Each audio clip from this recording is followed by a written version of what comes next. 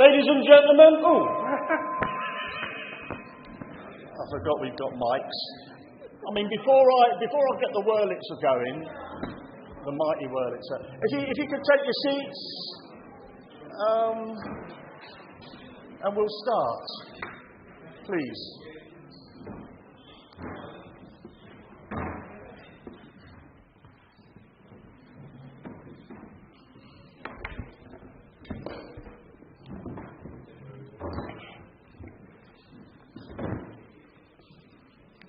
Is this on? Obviously it is on. It's a red light.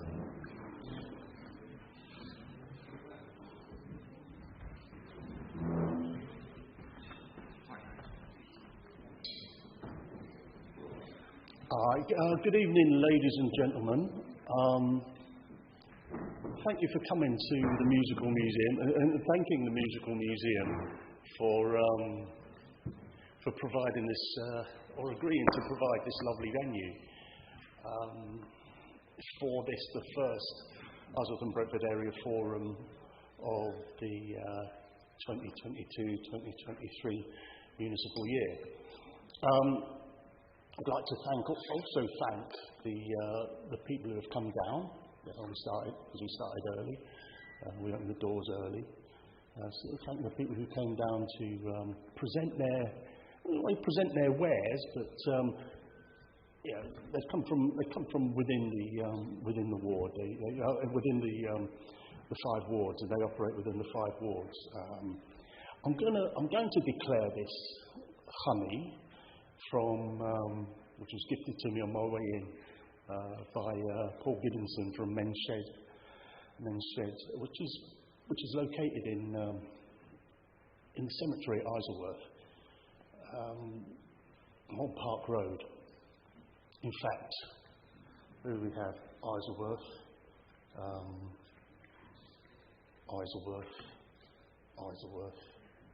operating Brentford.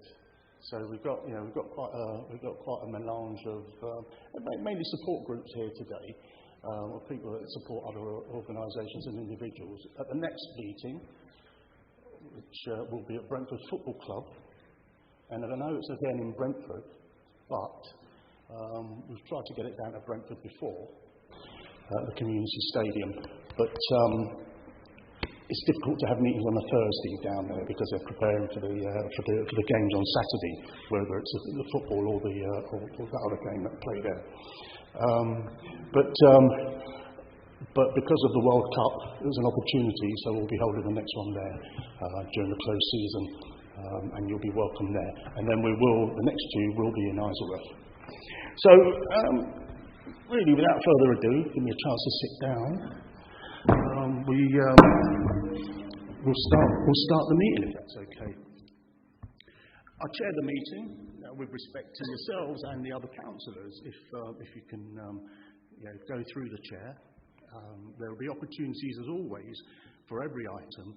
We start with questions from councillors, and then we move over to questions from members of the audience, for those of you who haven't been before, on local issues. And then we also have the open forum. So questions have not disappeared.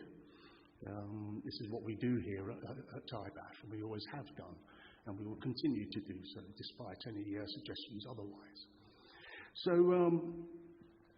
apologies for absence. Who have you had? Kate Duffy. Councillor, we've had apologies. Oh, pardon me. Councillor Lambert and also Councillor Parazotto. Yes, yes. My apologies. Excellent. Full house otherwise. Thank you very much. And do we have any declarations of interest from any members of the council at this meeting on any of the items here? Even better. Okay. Oh, sorry. Where's a hand? Sorry. Yes, sir.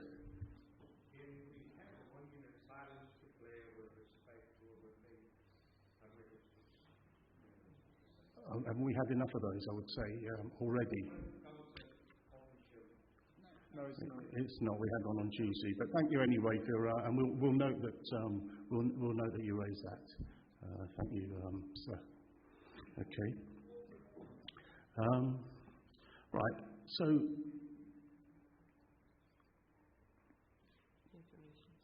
we've had no declarations. Okay. Should we move on to the local policing and community safety update? Generously, we, as always, and I expect councillors will have read the report. So the agenda's been out a week. We'll have read the report. We've got Sergeant Jim Cope, who's the sergeant for Brentford and Brentford and Oxley and Spring Grove wards, and we have Acting Sergeant Dan Cheeseman, who's the sergeant for Isleworth ward. Welcome, Dan. You've not been before, but thank you. Can I, have we haven't looked at the report? Anybody got any questions for the police? Any councillors got questions for the police on the report? Okay, for anything. Well, you got for any of the wards. Yes. Okay. Councillor Salman Shaheen, Isleworth ward. Thank you very much, Chair. Yes, Jim, I was bending your colleagues here a second ago privately about this, but I do want to raise it publicly, and I do want an outcome from this, if possible. In Isleworth ward, we've had a series of crimes committed against Park Road allotments, very troubling for the allotment holders, some of whom are here tonight. Over a period of a couple of weeks, there's been break-ins and serious vandalism of the allotments, continuously perpetrated over a number of occasions, and looks like relatively professionally done. I mean, some proper sharp knives and saw equipment have been used to chop down trees that have been there for 20 years. Vegetables, hundreds of items of fruits and vegetables have been spoiled, and this is produce that's given over to food banks. You know, this is taking food from the mouths of vulnerable people in this borough. They've reported this a couple of times to the Met, but I don't think, obviously we know how busy the Met is. I know how busy you both are, but I would love it if you could agree to have a conversation with the allotment holders who are here tonight at some point before you leave, and work out if you can how you can help them catch the perpetrator. Dan? Yeah. After this meeting, I'm happy to discuss with the allotment owners in relation to that, see how we can combat that issue. Chair, with your permission? Councillor Siddiqui. Yeah. Thank you very much, Chair. One question I had, Sergeant Pop, is like I think the area is generally having a lot of incidents of theft, card theft, and catalytic converter theft. And previously, when in another life, and I've seen it, police have been very, I would say, proactive in terms of setting up decoy cards and stuff like that, and then sort of trying to sort of arrest culprits on the spot, so they've got all the evidence and they have a very good chance of taking that into successful prosecution. And this has been raised earlier also. It was raised by myself also. We did some local petitions also. But I'm thinking that the rampant crime is there, but I don't see equal and measured response in terms of having those intelligence kind of measures available, by having trap cards and everything settled in the area, and then we can do that would drive out this crime. Otherwise, this crime creates a lot of other problems. It's not only a theft, it's a social crime, because the cars goes into different areas where they're broken up, people get paid under the without any sort of in cash. That cash is used for drugs. Other social crimes do emerge from a car theft. So one car taken away is not just one car. It's a huge kind of impact on the social fabric of people who are taking it and people who it is taken from. Because if it's me, my insurance premium goes up. I've got a bit of issue with my sort of movement in the area, my family. So there's a lot of issues which sometimes we just think that police is there to give a crime reference number and that's it. So we need to sort of do something a little bit further so that to stop it. So some understanding of that would be useful for the. Yeah, thank you, Aftab. Sergeant Cope. So with regards to the sort of larger operations that you talk about with trapped vehicles, unfortunately we have to put an application into our specialist units. So obviously fast roam trained, pursuit trained officers, which on safer neighbourhoods, we do not have. Well, I am one, but unfortunately, you need at least 3 vehicles minimum to actually facilitate that. So we are actually asking and putting that request up to the units who seem to be more focused around, unfortunately, the Croydon area for some reason. There seems to be a massive influx of coming in from Kent. But obviously, yes, the criminals that are committing the catalytic converter theft, certainly in our areas, are travelling in along the A4, M4 corridor, predominantly coming from Surrey, Thames Valley Police. So there is a lot of crossover work with our sort of major organised crime network teams that can focus on these areas. And as I say, every time that we have one, we either put out the crime prevention information regarding the catalytic conversion that it's obviously occurring, and then secondly, we sort of are justifying it a little bit more in terms of when we apply for or when we request their services and say, look, we are getting a bit of a spike in Osterley, could you come down here? Sometimes we're successful. There's other times when the M4 car, we call it, which is the traffic car, will come over and do a patrol because they've got ANPR activations, and obviously we try and focus it. But certainly we need support. We wouldn't be able to facilitate that with my team just alone. So we are endeavouring to obviously come up with a solution or proactive solution to the problem. So just follow up in terms of, would you need some, I am, Chair, please. What I would say is that, would you need some support from council then? Do you need some kind of sort of, petition from the public? What needs, because the crime has been rampant, so I would say, all our residents are here. So what can we do to expedite that? Because that's what looks like we need to catch the criminal. Yeah. So thank you very much. Yeah, for me it'll be just continue reporting it, because that is where I'm using the evidence, because I'm able to then use hotspot mapping to say this is where the problem is, this is where I need the help. So yeah, reporting. Thank you. Councillor Untitled in Spring Grove. Thank you. I just want to say thanks for the support and help you and your team have provided in Austin Spring Grove Ward. You've been really responsive. So every time we've raised issues, you've been there and you've dealt with it. So thank you very much for that. And also for coming out and meeting residents with us. In terms of reporting, and I know it's something we often talk about, but just again, perhaps it might be helpful to say what is the best way for residents to report any crime they see?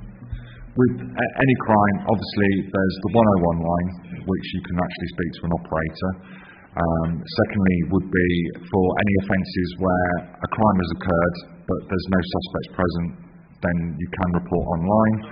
There's a list there that obviously, for most, there are some crimes that we're not we won't report online, but that you would be told that, and then obviously you'd be directed to the 101 line. And then obviously any crime that's being committed at that moment in time, threat to life, threat to property, 999, straight off the bat.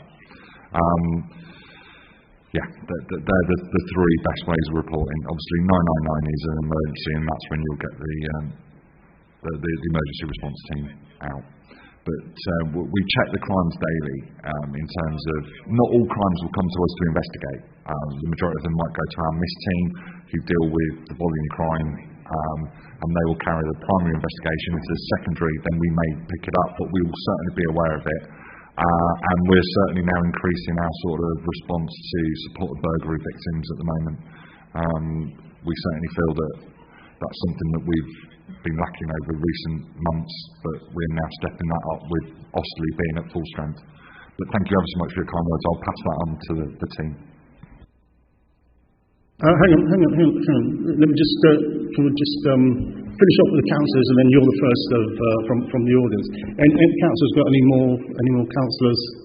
Can I just no? Can I just echo? I know you've got us in Spring Grove Ward councillors dobbing off tonight, but can I just say the same? And we're good to see the new people there. It was good to see the new PCSO Ian Davis-Gay out and about, thoroughly out and about. Does he go to sleep? That's the thing. But thank you, and pass a thanks on from me too, but they know that anyway. And can I also make a comment about our community safety teams and the officers the community safety team at the council and the officers that work there. And I think we've got a good one looking after our ward. Hannah Watson. So, and I'm sure all the other colleagues do too. We've got Vicky Button in the and Ishta in the audience today as well from Look After Isleworth. All right, thank you, Madam. Sorry. Sorry, about reporting crimes, is OWL still operating online watch link? Yes. They are coordinated for various wards in certain areas, and I know that is a very good sort of online neighbourhood watch. Oh, it most certainly is. There's been a pause due to obviously the morning, so you probably have noted that there hasn't been any messages being sent out over the last couple of weeks, but that was on direction of Central that we weren't going to be messaging. I've just taken over the lead for OWL and Neighbourhood Watch.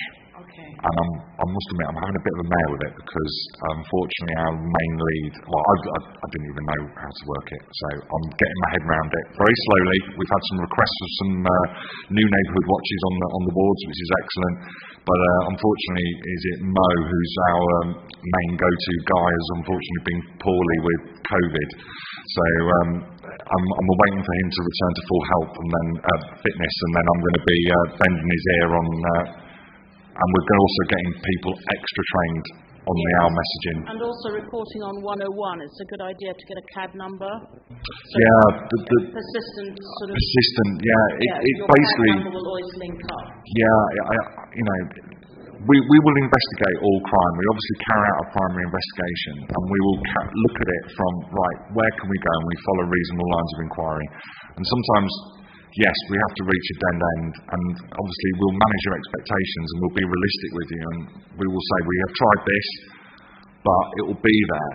And the more we have of that, because obviously under-reporting, and for whatever reasons people feel that it's better to report on Facebook or whatever, but obviously that's not something that we manage. So reporting it online, please, because that then allows me to go to other units, like we say in terms of the catalytic converter theft, and say, I have a problem, here's my evidence, and it just allows me to actually bring in, say, like our neighbourhood tasking team or the LBH team, others' resources into our area. Yes, but continue, because we will always, one of the daily checks we do is a 49 check, so overnight crime. So when the officers have been off for a couple of days, the first thing they do is let's see what's been going on the ward, okay, and then we can focus it, because then we start seeing the patterns that maybe the MIST team don't see. Okay, can I just reiterate? I get fed up. I do look at Nextdoor and I do look at Facebook. I just get so fed up with people moaning with each other about crime, and nobody looks at it. Well, maybe the odd council will look at it and recommend that you report it to the police. The police don't look at that. They ain't got time. Okay, gentleman over there, Kim.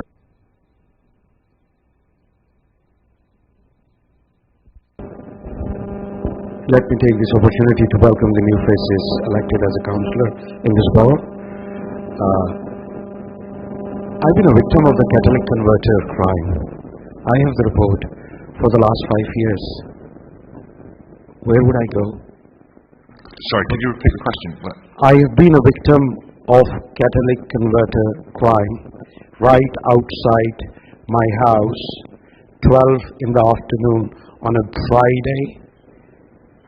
The criminals are so confident about it. It has been 5 months, and my goodness, I can recall your response. I was last year in the meeting, the same thing has been said, and I was just requesting all the authorities, law enforcement authorities and others, what help and support there for the victims. I'm still waiting. I have the crime report, I have everything. Like the councillor mentioned it, insurance will go up, this and that. That was not a fault of mine. Please tell me.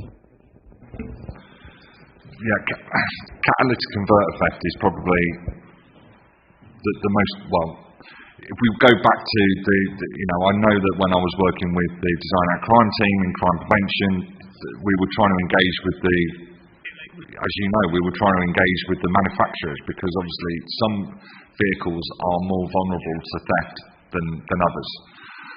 The only other way is that you can get a catalytic converter cage that then goes onto the actual unit itself, but because obviously where the unit is on certain makes and models, they're literally just underneath the wheel arch, aren't they? And most of the high-powered tools that they use, I mean, you know, I'm sure they weren't probably there very long. If you witnessed the incident yourself, how long did it take them to actually remove the catalytic converter? It probably took them about a minute.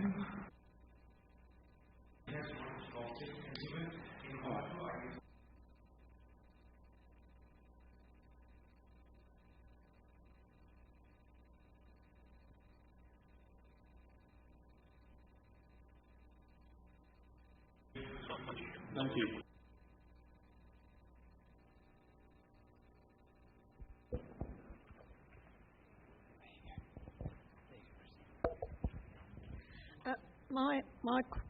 Is that working?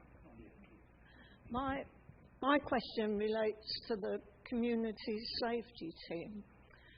At the Isleworth Police Panel meeting on the 8th of March, I raised the question of graffiti on Ivybridge Estate premises. It's all visible from the Twickenham Road. I reported it, as I was requested to at that meeting, to the Safer Communities Coordinator. After repeated follow-ups, when nothing happened, I was told that responsibility for it lies with Notting Hill Housing. That was in June, and my understanding was that it would be taken up with them and removed. But it's still there. We're now in late September. It's got worse since then. So how does one tackle it from now on? Why do that team not get in touch with Notting Hill and insist they remove it? That's not, in a way, that's not the police, but we can. Are you able to help Elliot, Elliot Brooks, Director of Communities?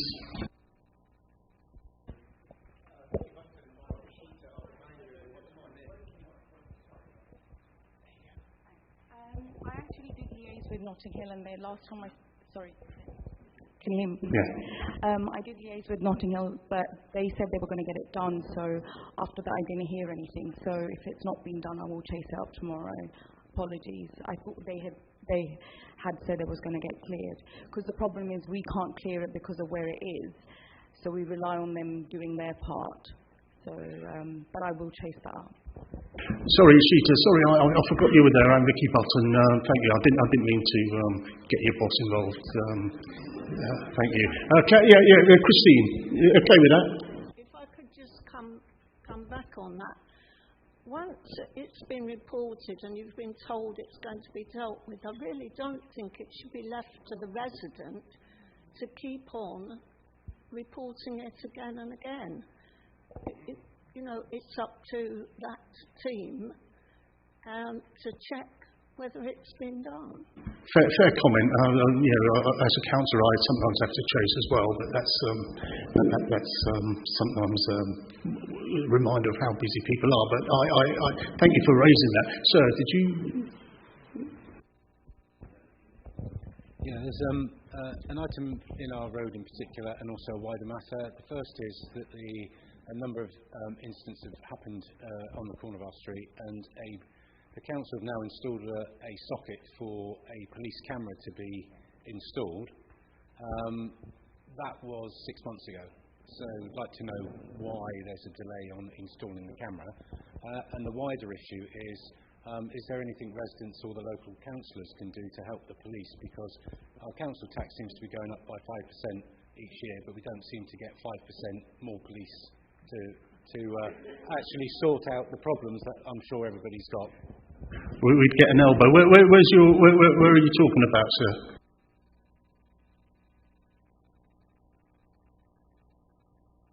Okay, thank you. Okay, thanks. Is it for a police camera or is it for a London Borough Council camera? Familiar with that? Okay.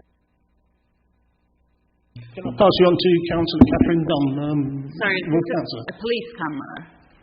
I don't. Well, we don't. The police don't really have cameras, do you? Who told you about the camera, Barry? Okay. I don't know. I'll find out about it. Okay, thank you, Councillor. Danny Rybowski.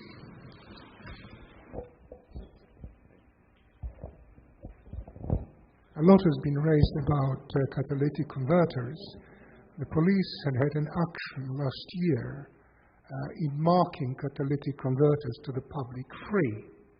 Do you have any feedback how successful that was in terms of catching the criminals? In terms of marking a catalytic converter is more of making it harder for them to sell or to break down. So the idea about marking is to actually advertise the fact that the catalytic converter on that vehicle is marked. Therefore, if they do cut it off, then it's going to be very difficult for them to move, because obviously what they're doing is selling it for the metals, the precious metals inside, not the actual unit. They don't, they want to melt it down so it goes to a scrap metal dealer. And obviously, if it is clearly marked, then obviously it reduces it makes them think twice. It would, if they want to steal it, they will steal it, but the marking is more there to actually make them think twice. Okay, it is marked, because with forensic DNA, and obviously we can then trace it back to an owner if we do find it. It's that kind of respect, because obviously a catalytic converter just looks like a box, doesn't it?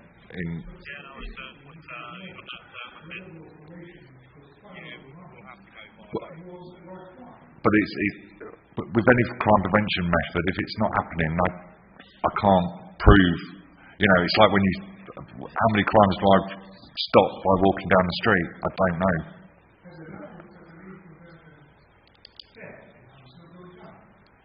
Yeah, but the thing, if I can say, if they get nicked, they're not going to be sold to a bona fide operator, are they? Going to be sold to a dodgy user in Slough. I mean, for the catalytic converter theft, it's where you position your vehicle, being aware of where the catalytic converter is on your vehicle, then obviously trying to make it harder for them to actually reach that point.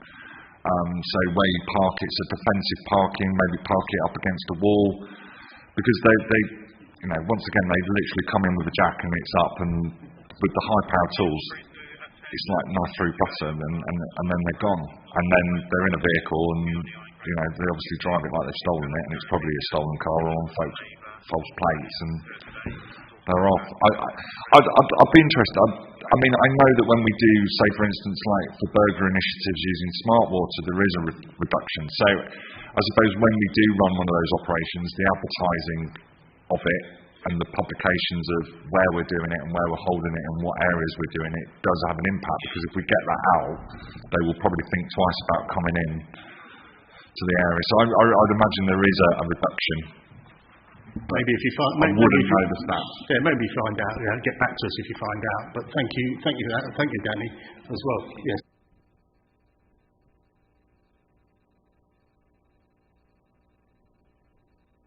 Right. So, cool. Yeah. Let's go and nick them. We've got copies here. Anyone got? It might be a Ford. L018RDV. Yeah, all right. What car is it? I don't know. Not you. Not you. Or is it LO1? Your car. L018RDV. Yes? No? It's in the middle of the car park, and nobody else can get out. All right. Okay. All right. It's been moved, has it? Yeah, otherwise I would have gone down there and sort his tyres out. Yeah, okay. All right, thank you so much. Thanks.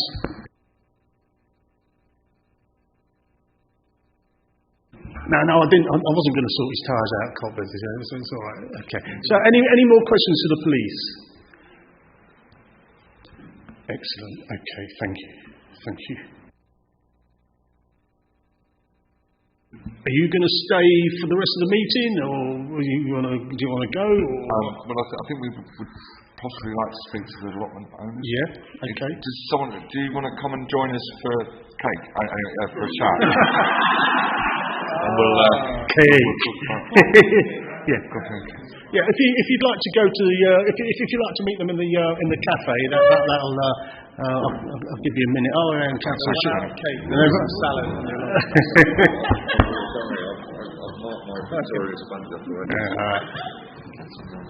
Thank you very much. Sorry? Yeah, okay.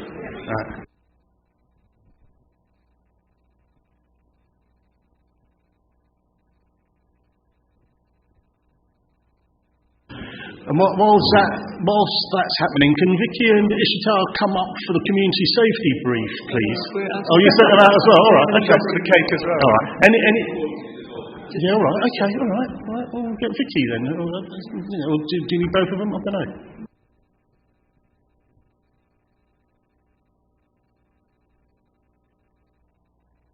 Are there any questions from people on the community safety report?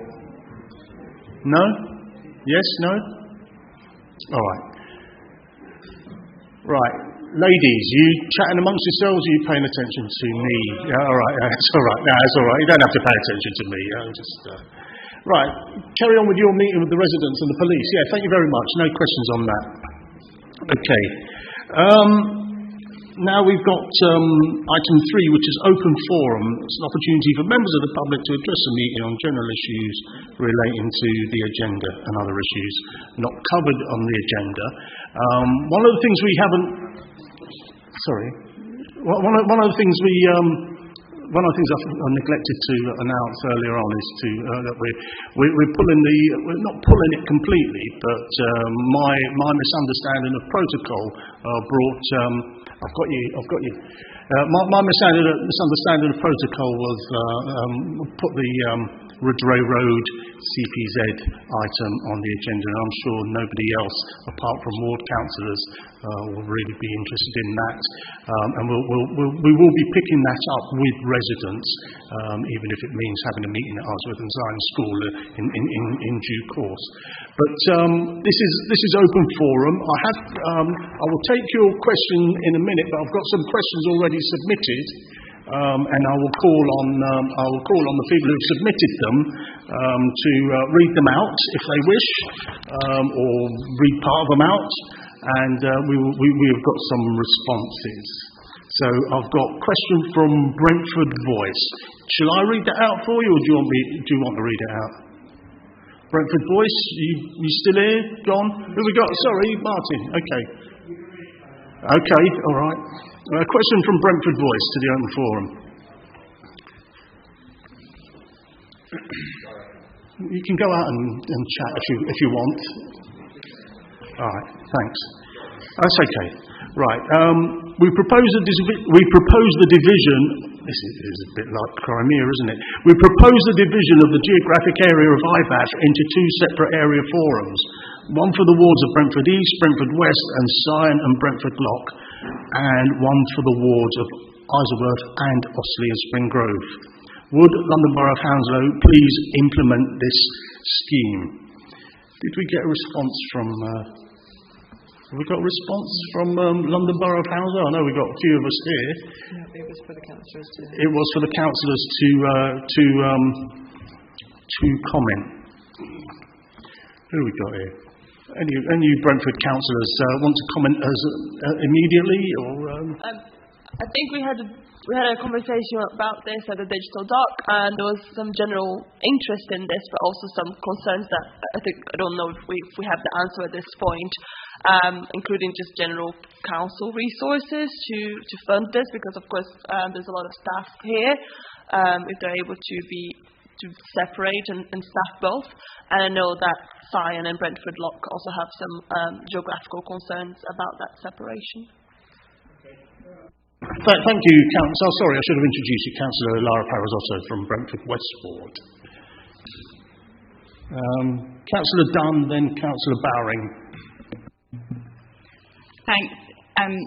Yeah, I mean, I agree with what Laura said. I think it's it's definitely a good question to be put to us as councillors and for us to discuss with the lead member and with officers as we are looking at the whole model of area forum anyway and trialling different changes and there may be further changes. I mean, personally, my view is that we should move towards perhaps a more flexible model so that we could sometimes have meetings that were Brentford focused and other times that were Isleworth ones and other times we might, carry on wanting to meet all together. I don't think anything's set in stone yet, so I think these are all good things to be being discussed. Councillor Bowring. Yes, I think in general terms, I think this is a really question that needs addressing.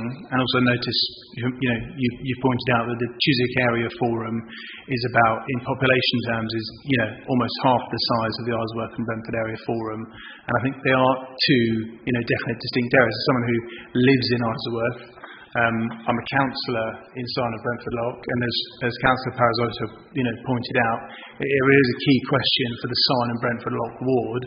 Probably about 40% of it is in Isleworth, and you've got the people who live there. They're down by Isleworth Station, Isleworth Town School, West Middlesex Hospital. Those people absolutely live in Isleworth. And then at the other end of the ward, you've Brentford High Street, the Butts, the Ham, Scion Estate. Those people absolutely live in Brentford. So I think if we do move to a different model where we're recognising, Isleworth, Osterley, Springgrove and Brentford are separate, the question around how we do that with Sign and Brentford Lock ward is key. And I think it can be addressed. It might be that you have of the three councillors for the ward, one of them sits on the Isleworth end, two sit on the Brentford end, for example. So I do support it. I think it's a really good question. I think we just need to be sensitive about that ward going forward. Okay, thank you. Councillor Chowdhury. I'd also like to add, in Austin Spring Grove, we also border Brentford, particularly on the Great West Road. And if we move to Isleworth and Austin Spring Grove, it'll be more of a north-south as opposed to east and west conversation. And I think it's really important, especially with Brentford Mile, the Golden Mile, and the work that we're looking to do on that we want to ensure that it's not separated, in my personal view. Any other councillors? Councillor John Stroud-Turp. Yeah, I think it's reiterating the points made by the two colleagues that when you start dividing things up, you can always find another way of slicing the cake, and it's never going to fall neatly into two areas. And what was interesting, I looked at the question is, why do you think it's necessary? Do you feel you're not being served fully by the forum in its current format? Do you think that there's issues that could be picked up better if it was more focused? I'd be interested to know that, because as Councillor Dunn says, we are going to look at the entire forum model, so that it's a good point to bring forward, but there's got to be some rationale to it, because also, as Councillor Parazotto said, the council's got limited resources, and we could end up, if you're not careful, we're deciding we're going to have 12 area forums or 22 area forums, one for every ward, which is going to max out the calendar and max out the council resources. So there's got to be a bit of substance behind why. We'll be interested to know why you think it would be a good idea.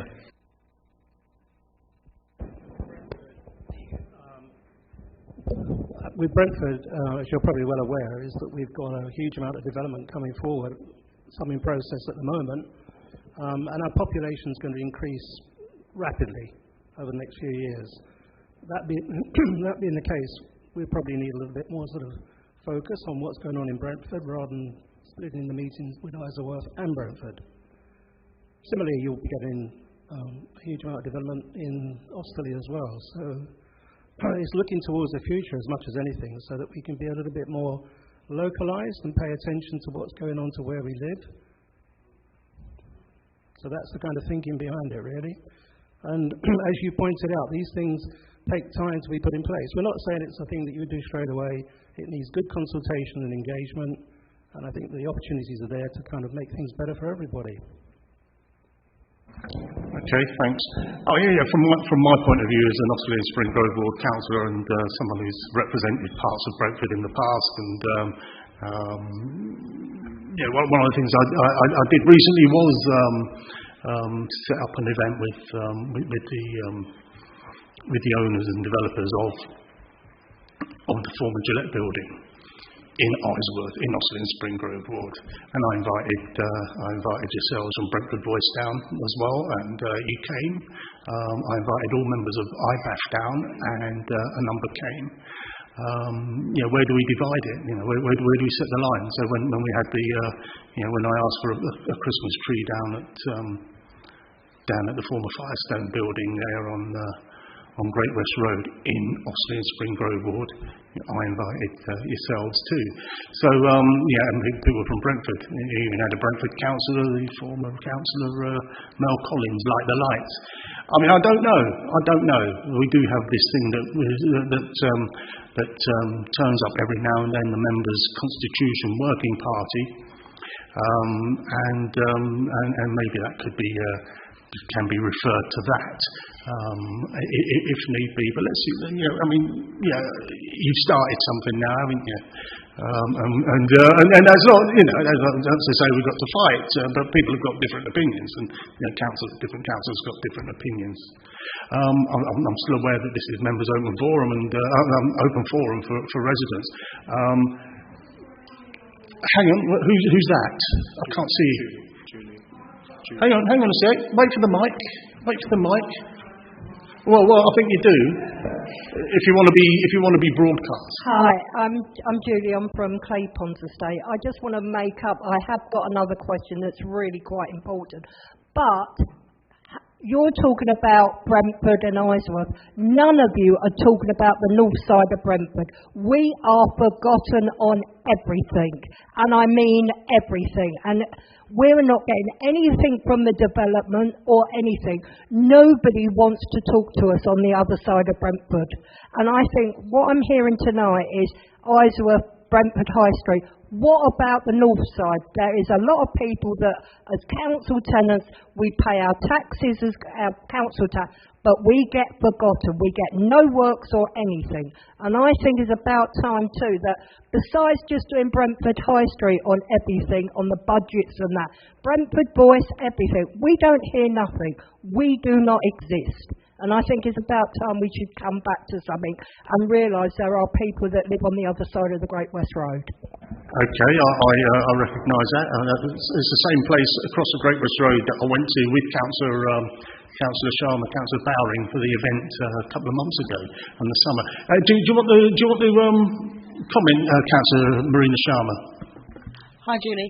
I just wanted to comment. Obviously, you've done fantastically well at the community event that you both held, that we went to, that obviously Councillor Loki's talking about. At that event that took place, we did actually speak with you. We was obviously speaking to the community solutions teams as well on how to bring both sides of the Brentford. Obviously, with us, it's split. So how to bring the clay ponds in with also Haberfield and Green Dragon and our other side of the ward. And we're very eager to be able to work alongside both sides, and obviously with yourself, because I know that how isolated that you do feel. So we are sort of like looking forward and getting in contact with officers to be able to create both the communities together to join them, so that that clay ponds side of Brentford East can have as much as the opposite side of the Great West Road as well, and that is important, and we are aware of that. Just to reiterate, you may feel alone, but you're not alone. Okay, thank you, Councillor Sharma. This is where seeds are sown, IBAF, and Councillor Rhys Williams, also Brentford East Ward. Yeah, hi Julie. I just wanted to reiterate what Councillor Sharma was saying. We've spoken about it many times, and we're fully aware of the challenge that the A4M4 creates as both a physical and a sort of psychological barrier within the town, and that there is a perception that the north side is forgotten about, and that is definitely something that if you look at the work that Guy Lambert and Lara are doing in Brentford West to try and improve connections across the road there. We're talking to the community solutions team always about how we can improve the crossing over the road there. We know it's a problem, and we know we've got to do more to improve that access. And there are still things that I remember we were talking about when Brentford put its stadium in, about creating that green route through, and we were going to improve the A4 and get lighting done, and improve those walkways, and I can tell you there are conversations going on at the moment about how we can sort of make that divide less oppressive. And it's also about, making sure we're doing stuff with you as the community that side of the road, bringing you involved with everything that's happening on the other side and vice versa. And, that's a work in progress and it's going to take some time. Okay, thanks. Whilst you're there, what's your other question, Julie from Clay Ponds? Oh, hang on, microphone. I know you've got... I'm used to speaking. It's to do with the bus route 235. Yet again, we actually, at this committee many years ago, we did a petition about the bus being stopped. Yet again, we're back to square one. Our residents, part of the Section 106 money that come along when they were redeveloping was to have a bus route down to Brentford. We've lost it again. It's gone back to the courts. Why is it being put off again? I can give you an example. An elderly resident went over because she thought the buses were running, and she was in such a state because there was no buses. Our elderly and vulnerable are isolated now because they can't get to Hounslow, they can't get to many places. Yet again, that 235 bus route has been stopped again from going to the Great West Quarter. It has been off for weeks and weeks. It can't keep going on. Now the mornings are coming, there's youngsters who need it for school. Why? Yet again, I feel like we've gone back in time because we were back here arguing about this before. And I must admit, you did do some work about getting the bus route back again. We just need it back again. Thank you. Okay, thank you. Councillor Dunn, you've got a response on this, I understand. Yeah, I've had some correspondence with officers on this, and if Guy was here, I'm sure he'd want to answer it as well because he raised it with me and with officers. So I understand that the bus was put on diversion because of works that were being carried out at the Great West Quarter on the site, and now there is a dispute about whether the bus actually needed to go on diversion, but that's what happened. It should have been reinstated from last Friday. We understand that GWQ management are saying, no, we don't want the bus back. They didn't want it in the first place. But as you've rightly pointed out, Julie, it's there for all the residents, and it was a Section 106 agreement, so it was part of a planning permission that it had to be there. So that is being raised. TfL are getting onto GWQ, and also our planning officers are getting onto them as well to say, sorry, you don't have a choice about this, the bus has to go there. So hopefully we'll get some progress soon. Okay, your ward councillors will keep in touch with that as well. Julie, thanks for that question, it's important. We've got Barry, and then Christine, and then you, sir.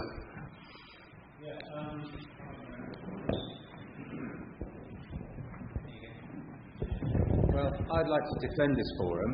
The clue's in the name. It's called Area Forum. It's a strategic body. Brentford affects Isleworth. Isleworth affects Hounslow. The whole this issue that you've raised wouldn't have been raised at another forum. So I'd like to encourage the councillors to keep this strategic view going forwards because it offers the opportunity of inclusion from many different parts and many different wards that may interact with each other. Okay, thanks. 235 goes for Rosslyn and Spring Grove Ward 2. Christine. It may not be relevant because you might not decide to divide it, but it just occurred to me when you were saying how do we decide where to draw the line, that you have to look at history. And the parish of Isleworth went right up to the River Brent and included the bridge.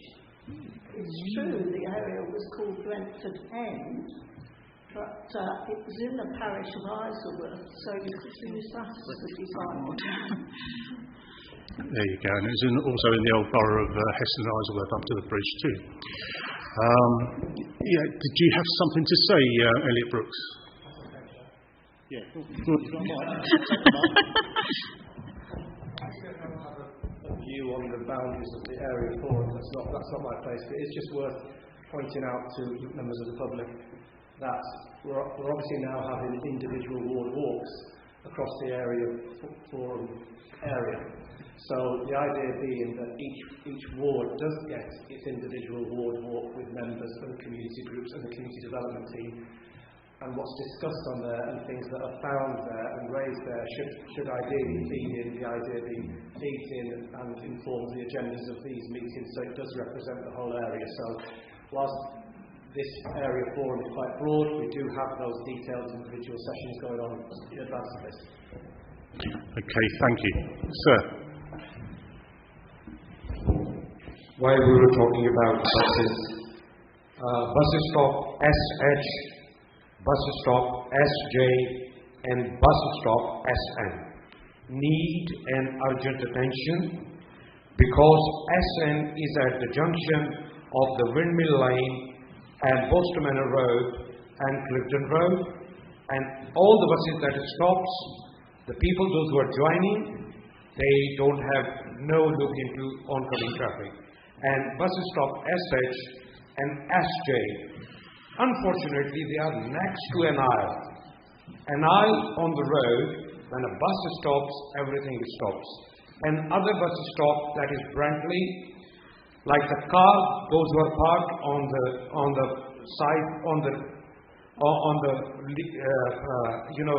side road, like on the cafes, when they are joining into the road, London Road, there is no something that the drivers can see on their right hand side, because the whole view is blocked. My suggestion is that to put some reflective mirrors which were there to save any accident to happen. Thank you. Okay, thank you. Perhaps the Simon Brentford Lock councillors might look at that with TfL. But then again, at the same time, people drivers should be patient, I would say. Wait for the bus to go. But that's my opinion. Okay, anybody else on open forum? Okay, we have other questions from John Dale. Open forum / Brentford / chairs paid. Do you want to read it out? Sorry, well, you sent it. I thought you might have brought it with you. Okay. Right, here we go. We asked the chairs of Hounslow Council forums, such as this one in Brentford and Isleworth, to request a pay cut to show solidarity with residents choosing between eating and heating. Councillor Lukey, me, and his four fellow chairs received £7,680 a year each for 6 meetings, hyphen £1,280 per meeting on top of their £11,576 councillors' pay.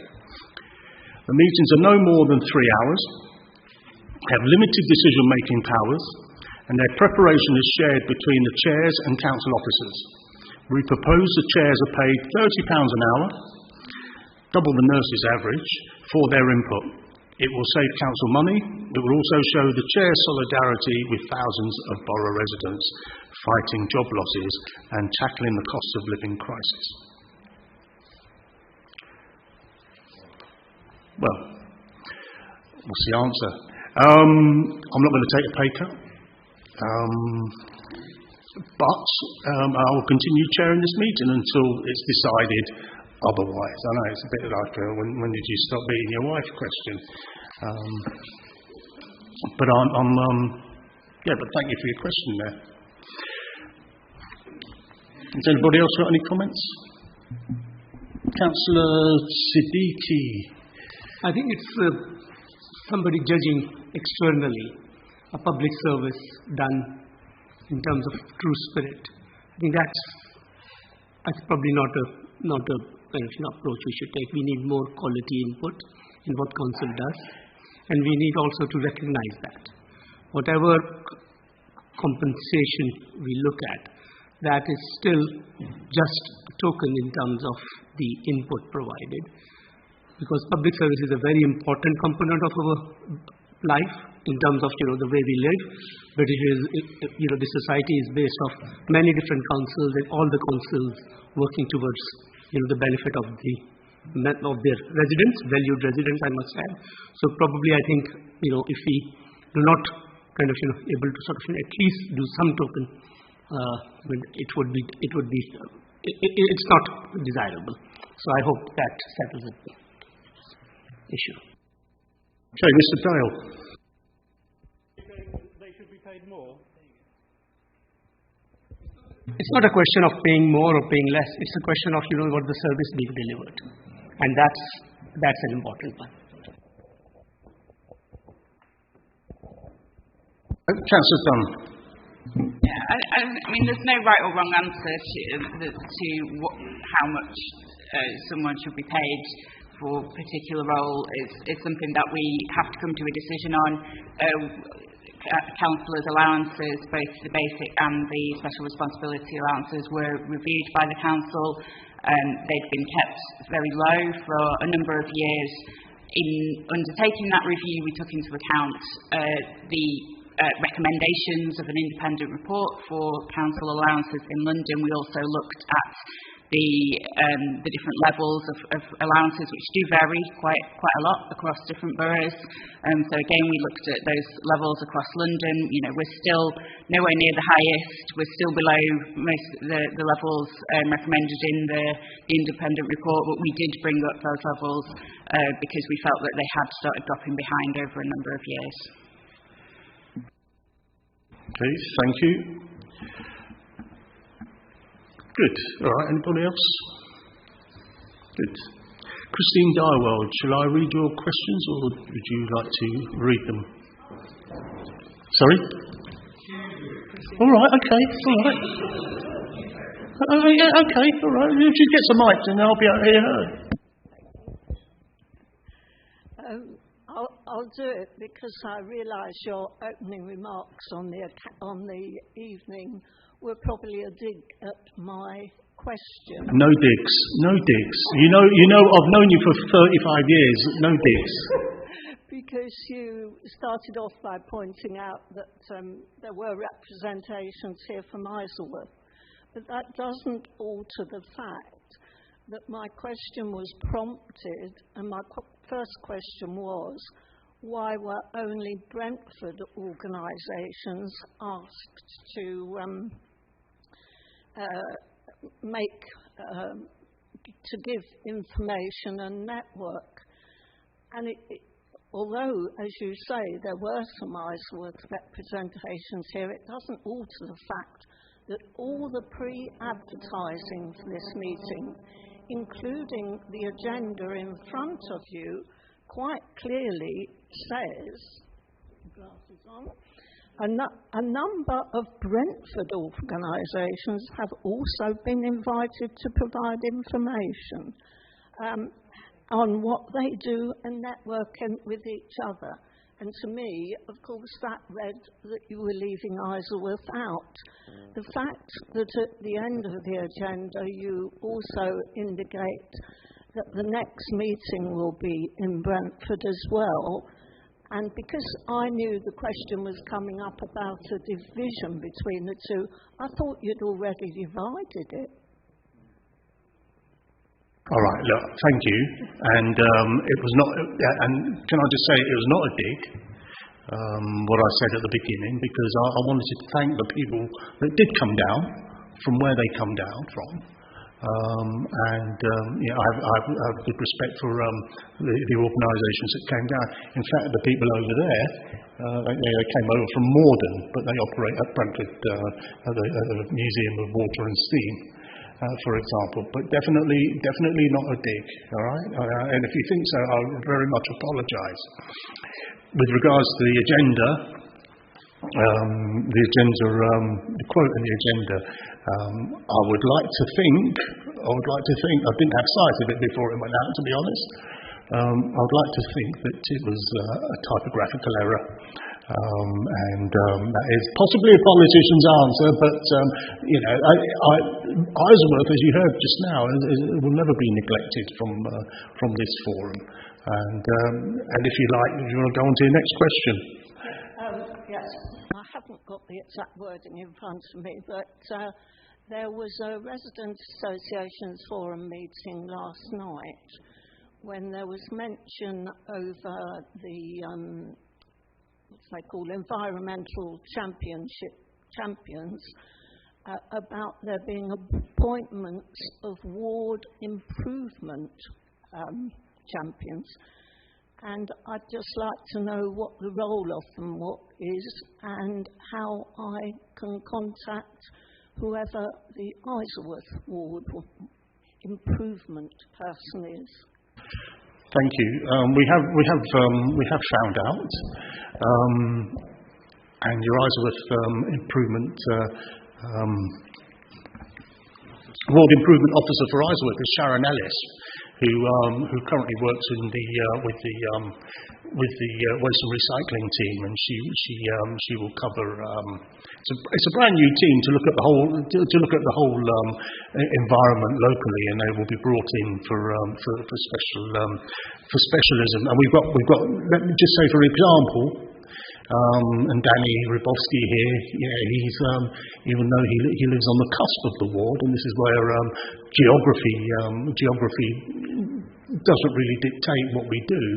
I'm working with Danny and a resident from Spencer Road in Osley and Spring Grove ward, and Councillor Dani Said and Junu Mia from Hounslow Eastward on the footpath from Spring Grove Road, which is a boundary, down to Kingsley Road. So, and the lead officer there is Ben Agbuyamang, who you may have come across some people may have come across from other enforcement work in the council. So Sharon is running it, is Isleworth and Osley and Spring Grove ward, and Bruce Smith, the famous Bruce Smith, is the Brentford and the Brentford wards, Brentford East, Brentford West, and Brentford and Signlock. And we'll put that information up, please, Kay, on this meeting's pages. Is that okay? And the description of what work they will do as well.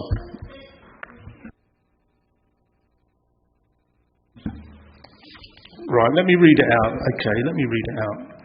Ward Improvement Team is a newly formed team which has brought together ward officers from street cleansing and highways maintenance, waste and recycling, and parks under one team.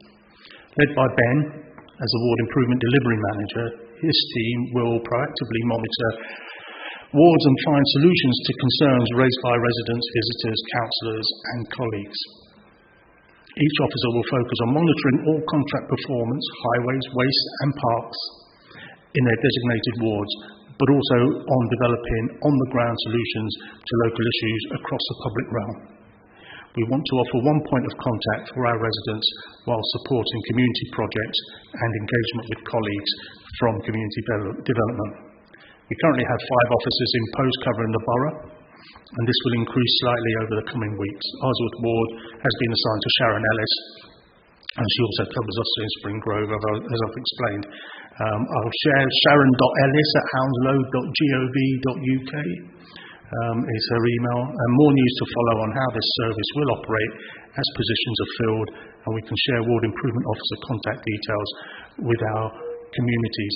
Now, we can put that on and you've got the email for IBASH contacts, and you can put that out as well with the IBASH as an ad hoc email, if that's okay, Kay. Okay, Kay?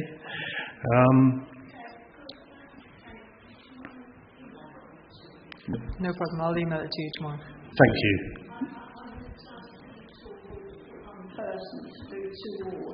We don't know. She might be covering the Hounslow wards as well. But it depends on how you communicate with people, and there won't be a problem every day on every street, I hope, or in every park. Danny had his hand up next, and then we'll come back to Barry. You've mentioned the boundaries. I must commend you and the councillors of actually recognizing that the problems don't stop because there is a road or a railway. They run across the whole borough, and you are an example for being able to take the action and get the different teams within the borough to get together to get things done. And I must say, as you well know, they are actually happening for a change. Thank you. You flatter me, Danny Rybowski, but I think that just kind of comes from years of experience and having sharp elbows and knowing who to go to. Thank you, Barry over there. Yeah, I'd just like to know what qualifications these individuals have. Are they members of professional environmental bodies and therefore have the expertise required to do this role? I don't know. I would like to think that in their experience, and people like Bruce Smith, those of you who have come across him, and Sharon Ellis are good at their work. They may have environmental qualifications, but there are people with different experiences, because it's not just highways maintenance. Perhaps at some point we can get the team leader down at an IBAF to explain the work, if that's worthwhile. But there's a lot of us that know a lot of things. I'm not qualified in, although I do have a degree in public administration, but I don't know everything about everything. Yes. Microphone. Yeah, all right, Chair. Would all the contacts of these peoples and the newly organizations or institutions or authorities created be available in the public notice board, i.e. the libraries, and in every Brentford, if we have the London Borough of Hounslow notice boards in the council estates or in the libraries or in leisure centre, because it is very important that the common public would know that what good things are there for them. Okay, thank you. That's been minuted. We've got a fellow at the back there, John, in the corner, O'Quire, from LBH Communications, and we as councillors do look to maximise the information available one way or another to residents, whether electronically or otherwise, in print. And no doubt at some point there will be an article in your Hounslow about this, I would think, on the new teams. Right, so you don't want me to read your other question out, Christine? No, that was your third question. Your second question about November Forum being held in Brentford, not Isleworth? You've got that.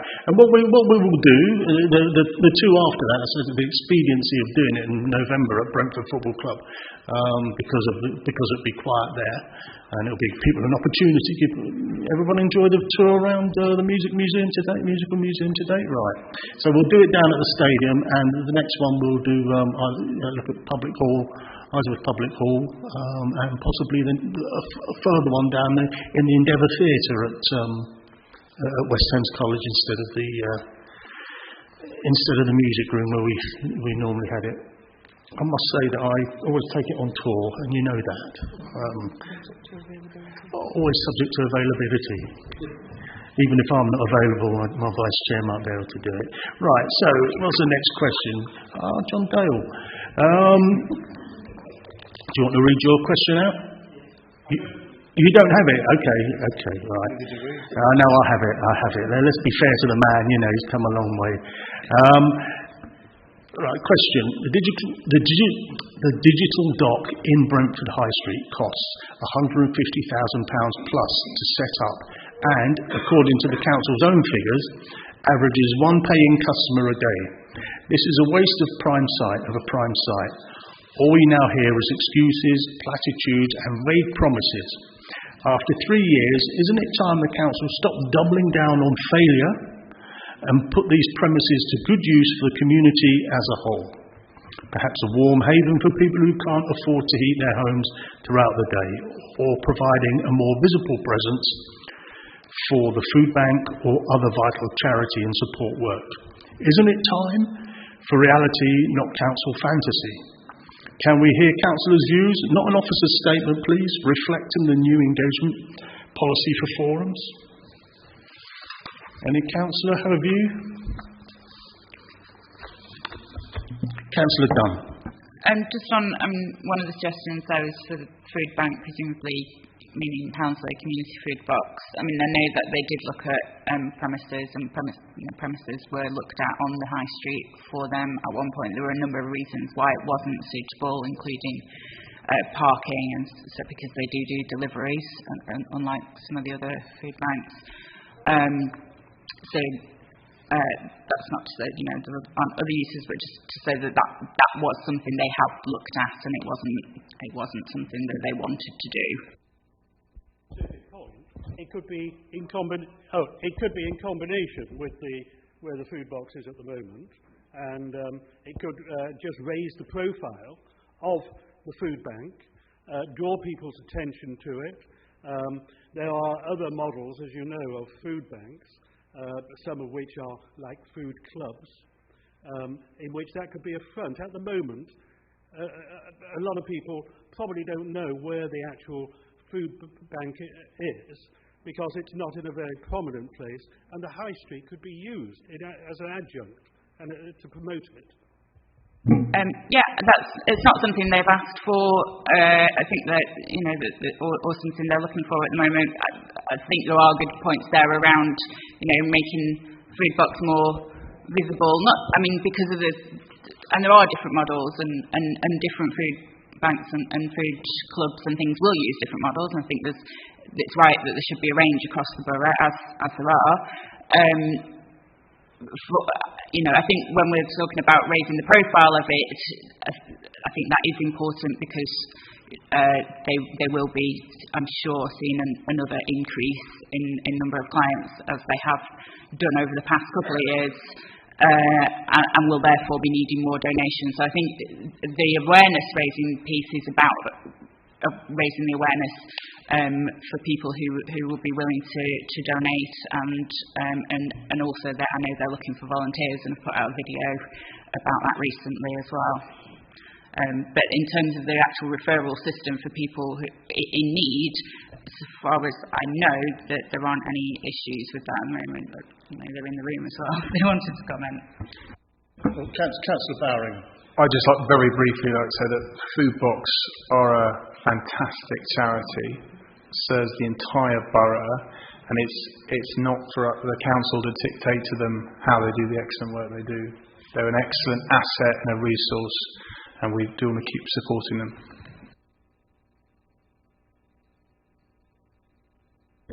Ma'am.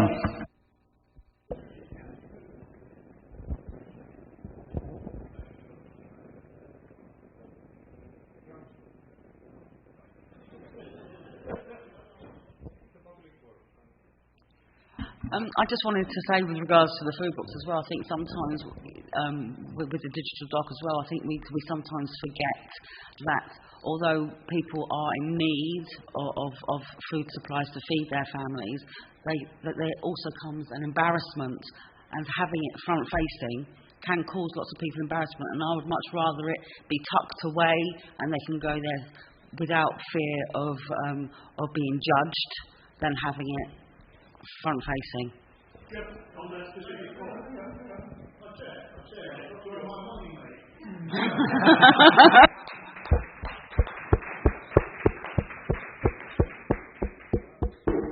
Lady over there, and then Councillor Parisotto, and then. I think you just said my question, but no one should be relying on a food box. No one.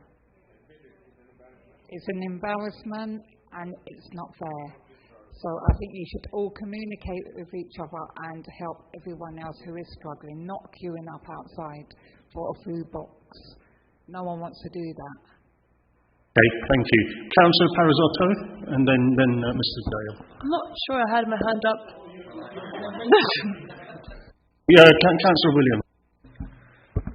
Yeah, other than just echoing the praise for the food box and the work it does, I don't think anyone in the Labour Party thinks we should live in a society that needs food banks and food boxes when, it's a necessity created by, unfortunately, the dire circumstance the country is in after, I would argue, 12 years of mismanagement by the Tories, but you'd expect me to say that. I am a Labour councillor. But the other point to make, I think, is on your digital doc point, and I Phyllis may be platitudinous and a vague promise, but my understanding is we are looking at how we can maximise the use of that space. So it's being looked at the moment. I think we'd all agree that we'd like it to be used more fully than it is, and I think there have been innovations already, such as the councillors doing the surgeries on market days down there, having the seminarists in there. I think there is scope to make more use of that facility in those sort of ways, and I think we are open to ideas. All suggestions welcome. Mr. Dale. Referring to the food box, there are other models, some of the food banks elsewhere in the country actually have them on the high street because they turn them into food clubs in order to try and get rid of that stigma, which I accept is a problem. So I just wonder whether, in fact, there should be some consideration given to using such a prominent premises to help lower that stigma and draw other people in. At the moment, today I posted an appeal from the food box for volunteers. Well, of course, it doesn't have the volunteers because who was it who said they think it should be tucked away? Well, if it wasn't tucked away, they'd have more volunteers and more donations. So it's a matter of doing a combination between those things, perhaps rethinking of how you reduce the stigma. Can I just say about the food box? It's a charity. It's a registered charity. It's not a council department. It's one that delivers to our residents, and people. They deliver innovatively. There are different models, but as members of the audience say, and Councillor Sharma says, having it less obtrusive. Or more obtrusive, if you like, then people won't feel the stigma of going there. But any ideas for the digital dock, they'll be welcomed by ward councillors and Brentford councillors and anybody else.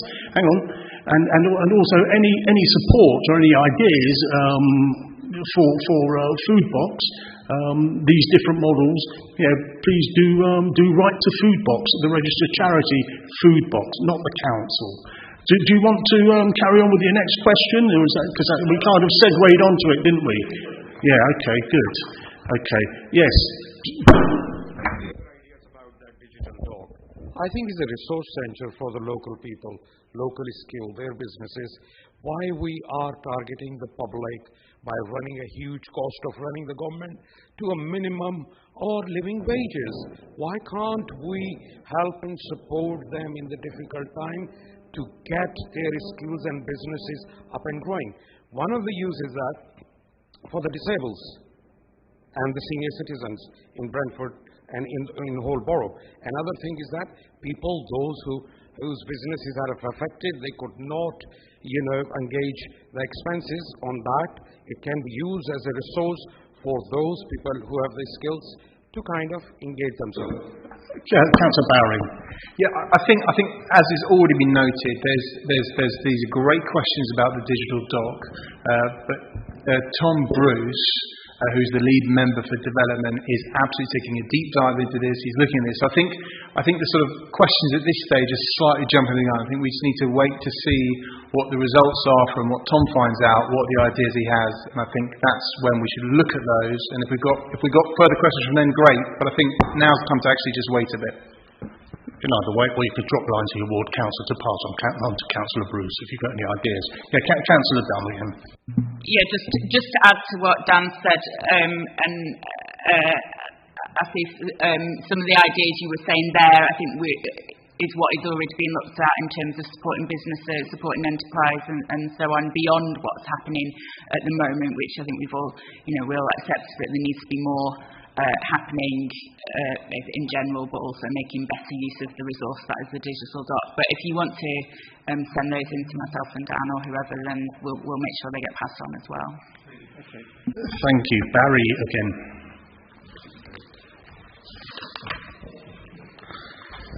I wonder if it's possible to make a suggestion to the Chair that some of the questions that people have come along this evening to ask could be interspersed with the questions that have already been sent in, otherwise the people here won't be able to participate. Okay, we can do that. Yeah, we can do. Well, I mean, we've got. Who's got questions to ask? All right. Okay. All right. Barry, what's your question, man? I think this forum would be worth every single penny that the councillors are paid. If the councillors could effectively change some of the things that local residents would want.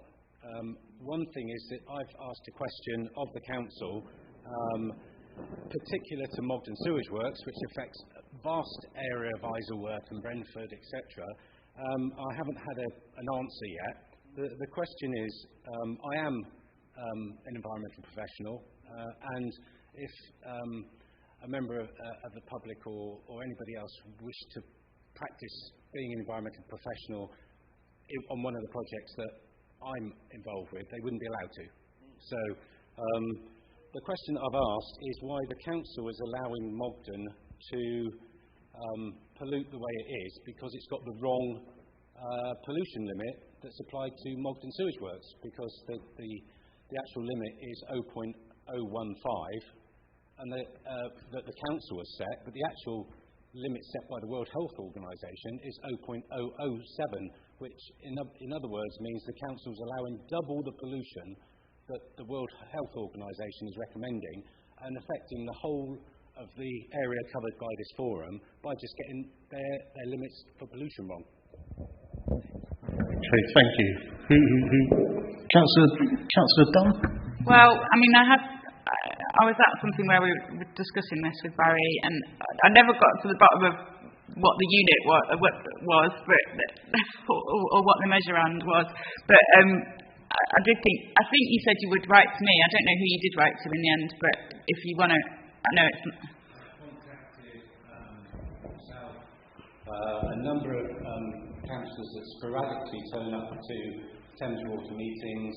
Also, Ruth Cadbury as MP has been given the same information, and as I say, the committee would be worth every single penny if it was effective at solving issues like this that affect the whole area. It's quite a technical question, so I don't know if you did write to me. I don't recall it, but I do recall that meeting was quite close to the election, so it may have got lost. If you want to send it in again, I'll make sure you get an answer. We did indeed have Thames Water previously at the last meeting, or the one before, where we had where we were talking about flooding, but we didn't really talk about pollution, and we didn't talk about discharges. But we do have a couple of representatives that go to the Thames Water meetings. Okay. Okay. From 2004 that's not being effectively policed. There are monitors all over the sites. You've got a pollution team that goes out to residents. The problem is it's not being done correctly. So therefore there is no chance of you enforcing the notice that's in place. So you're not going to actually be successful until that standard is understood. You have the offer from Councillor Dunn, Deputy Leader, Environment Portfolio Holder, so you can go away there. Not go away there, go away there. Okay, thank you. So, any more questions from residents? I've got more here. We've got more here. That's it. On questions, is it on open forum? We've done that one. Yeah, we've covered that one. Yeah. Okay. So, item 4, bringing together our local community groups. That's been postponed. There's a little bit more work to do that, but that's that'll be Councillor Sharma's going to present that in the future. But that will cover some of that north-south Great West Road stuff as well. I would imagine the Ridgeway Road. Again, I'll reiterate. The CBZ there. That's a long drawn out 100 years war. But we'll pick up on that as ward councillors, as I explained before. We're done with the forum, yeah? Good. Okay. Next one is item 6, Area Forum Action Plan. And that is where this was started back in 2014. The idea was started back in 2014. Former councillor Ed Main. He tasked each member of the IBAF to champion a project over their 4-year period. My first one was supporting London Road businesses, the London Road Interest Group, where we did make some headway with the railway there in Isleworth Station, focusing on street scenes as well. And last year I did Quakers Lane, which is a lot smoother and not necessarily less flighted, but pretty much improved than previously. And I think most councils would do that, have achieved and this. Should I go around the table and ask councillors to present what they propose to work on in the next 4 years, and then at the end, if I leave it to the end for residents or members of the audience to ask questions, is that okay? Yeah, rather than interrupt it. Yeah, so we can keep up a bit of a flow because we've got to be out by 10. Thank you. Let's go around the table. Councillor Parisotto, Lara. Yeah, thank you. So I've got 2 projects. One is improving the A4 corridor. So it started with me and Guy going on a cycle tour of the Great West Road, and improving it has many aspects to it, including potentially making it more environmentally friendly. We looked at the potential of green walls, but apparently there's lots of issues with that. But it's that kind of thing that we want to explore, also including how to have more cyclists and pedestrians prioritization. If anyone ever cycles on the Great West Road, you might find it a bit dangerous, and lots of people don't even go there because of the dangers with that. So we had a look at that. Also, my first ever issue that I started even before getting elected was about the pigeons stuck in the nets under the A4, so that's something that this will hopefully cover as well. But yeah, there are officers who will be working with me on this. When I tweeted about having done this cycle tour, there was lots of interest, people commenting, saying that they're interested in this. They have lots of things to say about cyclist safety. Also having lots of conversations with residents who are interested in potential art installations or just making it more attractive, which might go away towards. Is Julie still here? No, which might go some way towards bridging that division between the north and the south by making just crossing the Great West Road to the A4 a bit more attractive and a bit more welcoming. So that will, because there was lots of interest from that the Twitter post. I will want to have more public forums about that with the officers who are mostly responsible for this. And my second project, which is again something that I'm quite passionate about, is a Brentford youth group. This is not something that necessarily needs to be very formal, but I do want to encourage more young people to be making their voices heard in forums like this about our development, about environment, mental health support, or anything that they want to have a say about.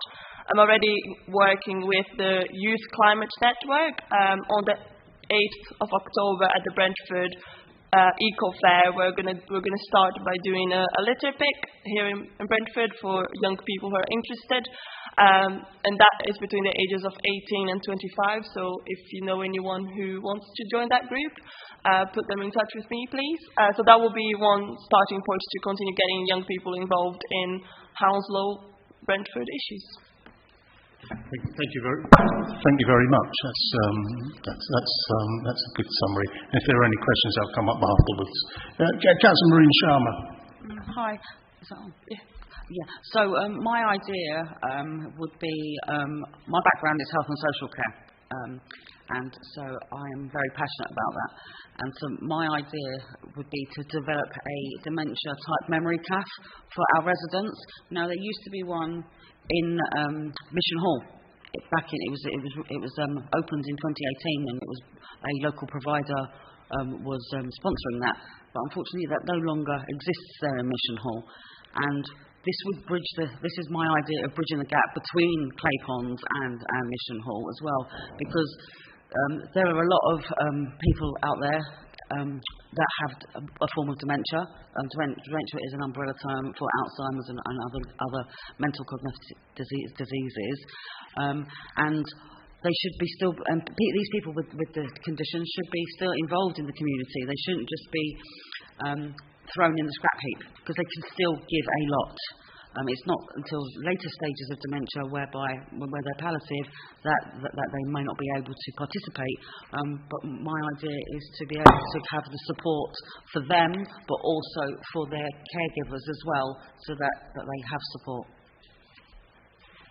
Lovely, thank you. Councillor Williams. Yes, you'll see I haven't actually submitted one yet. I thought I'd see how this meeting played out and what sort of things came up for committing something to paper. I do think, obviously, we've talked a lot about it tonight, about the north-south divide, and it's something me and Marina have talked about before. And if Lara doesn't mind me piggybacking off her idea a little bit and maybe splitting west and east wards, I'd be happy to work with you on dealing with the M4 corridor.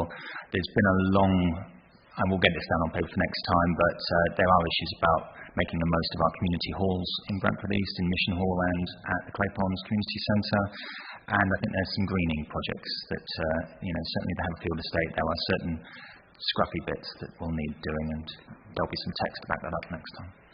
Okay, thank you. So when you do work it all out, if you can, sooner rather than later, let Kate Duffy have that. That'd be lovely. Thank you. I know you've got the baby, the new baby. Councillor Barrow-Sarai. Good evening, everyone. So the action plan that I've gone for is the community group project for Sion Estate. I've just briefly spoken to Martin about this yesterday and this evening, and it's something that's still early days, and there's nothing that we have finalised at the moment, but I'm going to be speaking to Martin on a regular basis and get something sorted with that. Thank you. Thank you. All right, my one, because Kay hasn't got one. Yeah, my one. My ones. I've got two. Sorry, I'm doubling my pay, mate. The first one is Destination Great West Road. I've been around for a while, and even when I was councillor in Isleworth North Ward, the Great West Road up to the canal was in Isleworth North Ward.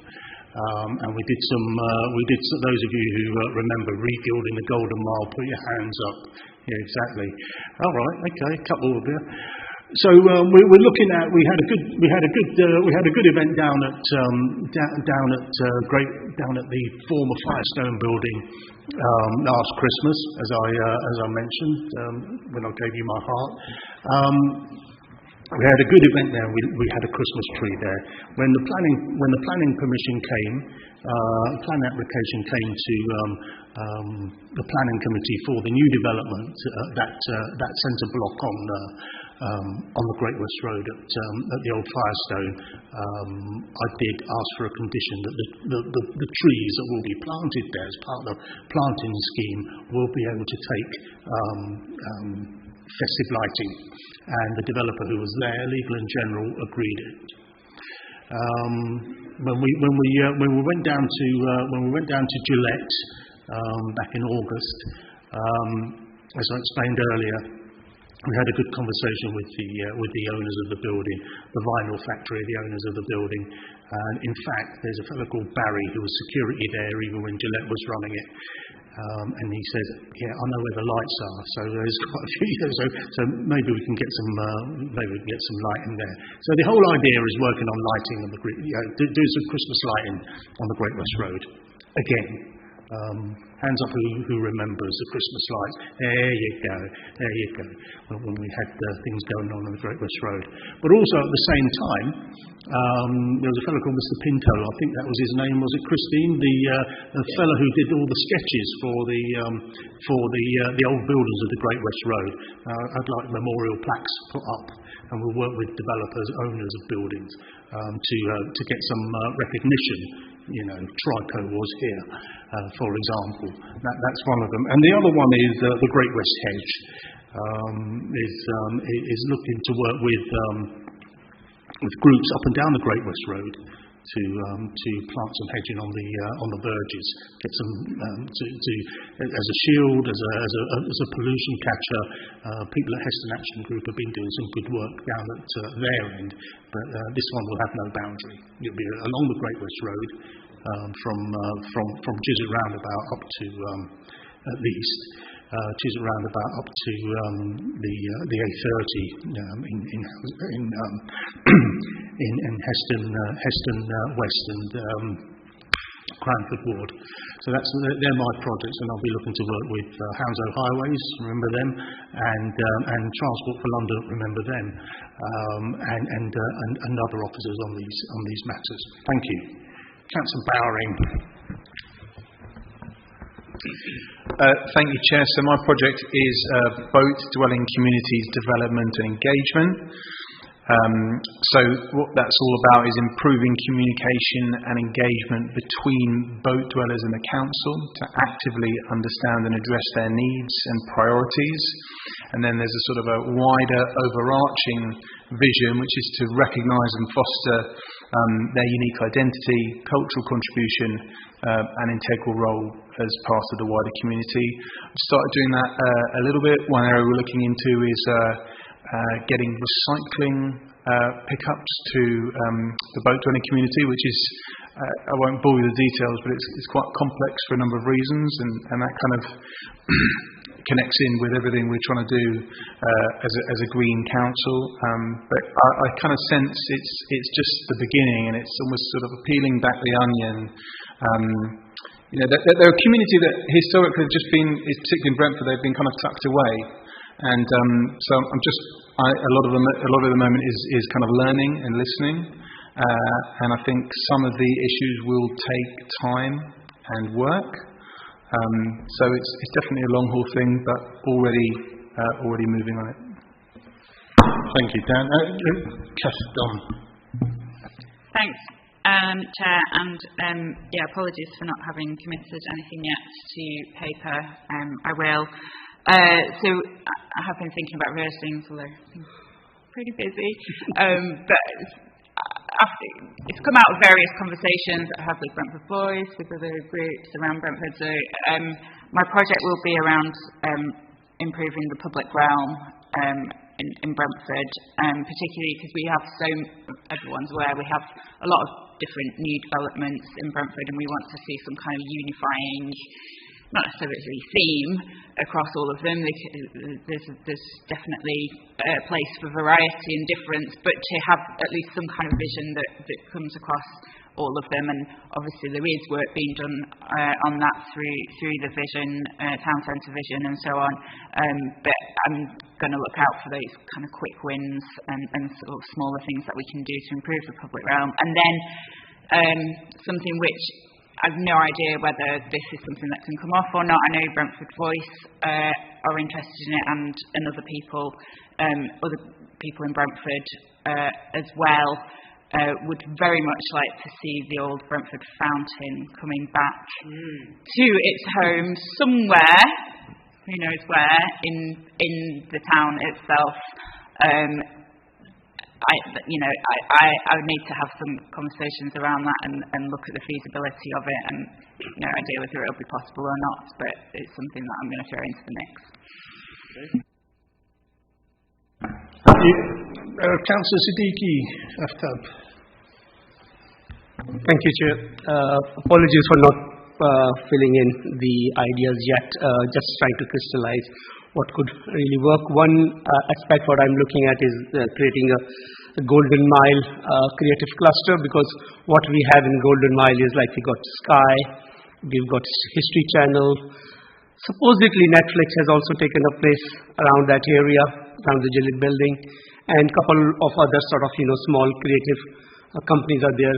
So what we want to kind of create is a cluster where we can link up with the local universities, schools and colleges so that they get opportunity for training, opportunity for work experience, opportunity for employment. So this is a building kind of an area which is getting a recognition for that. So that is one idea.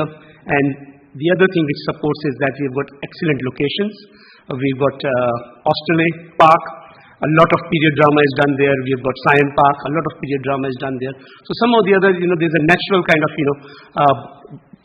things coming together to create that creative cluster. So that's one aspect I will be looking at. The second thing I'm looking at is trying to create a school maths master concept where we will run a small competition on maths between different schools in the ward and sort of, trying to sort of sixth form schools doing some maths kind of, competition. So these are two ideas, still need to sort of, further work around. Kay, you would have my submission very soon. Apologies for the delay. It's all right, I know where you live. Councillor Sept.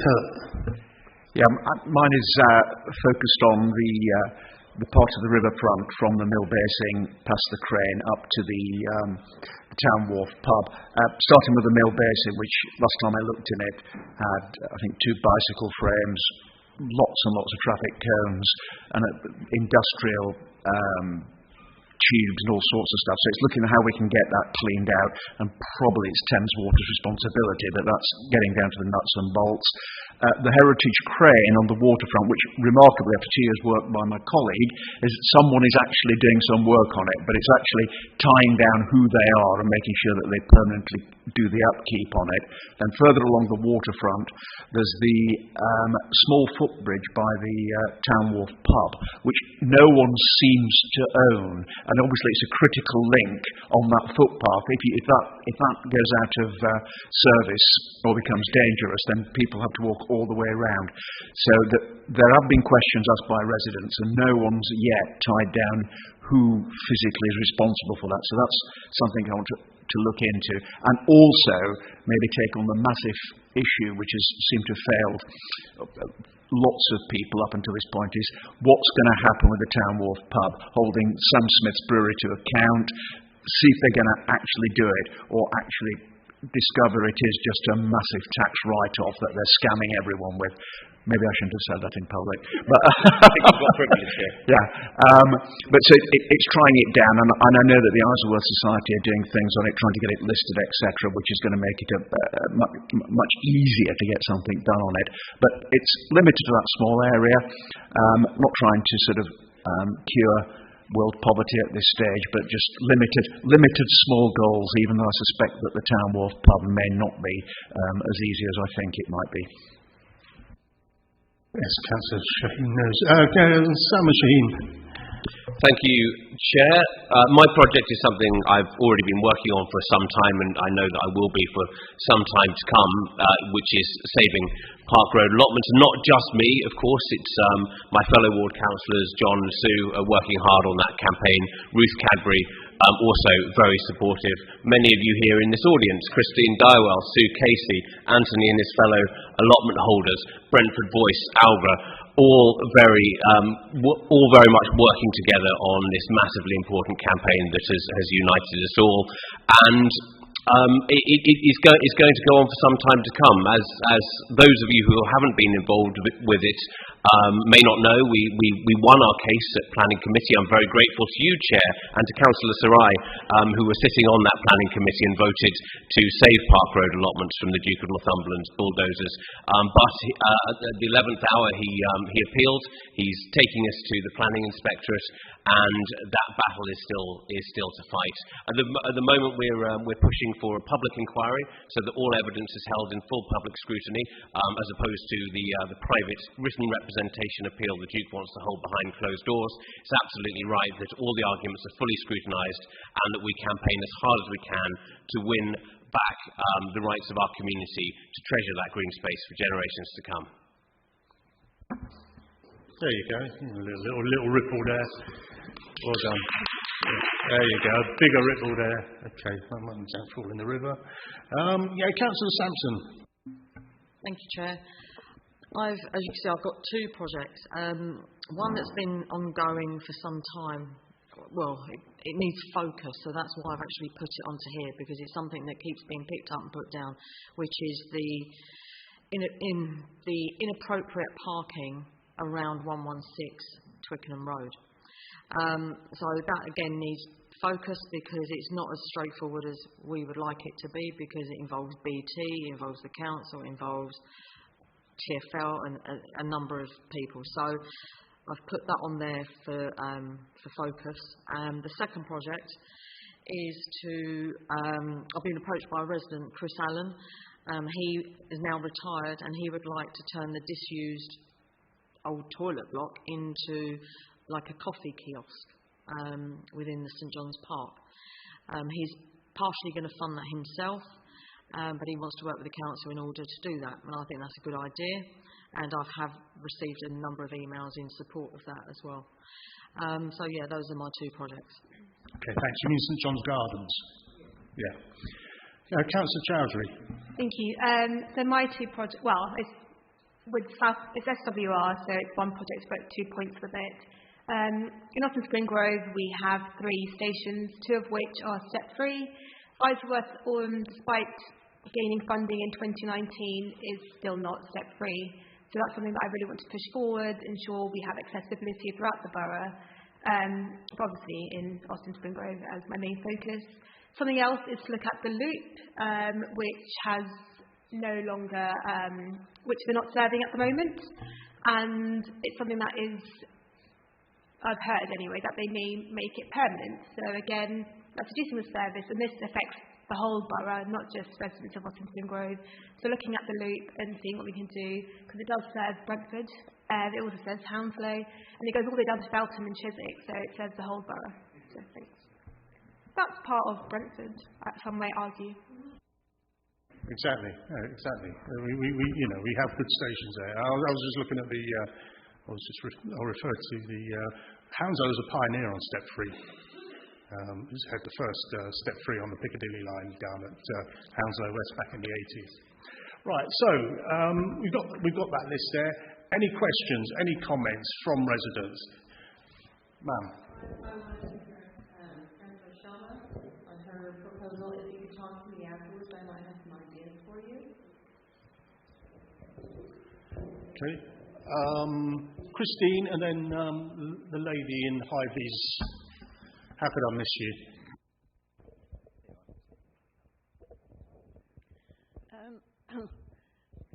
One is Councillor Sampson's.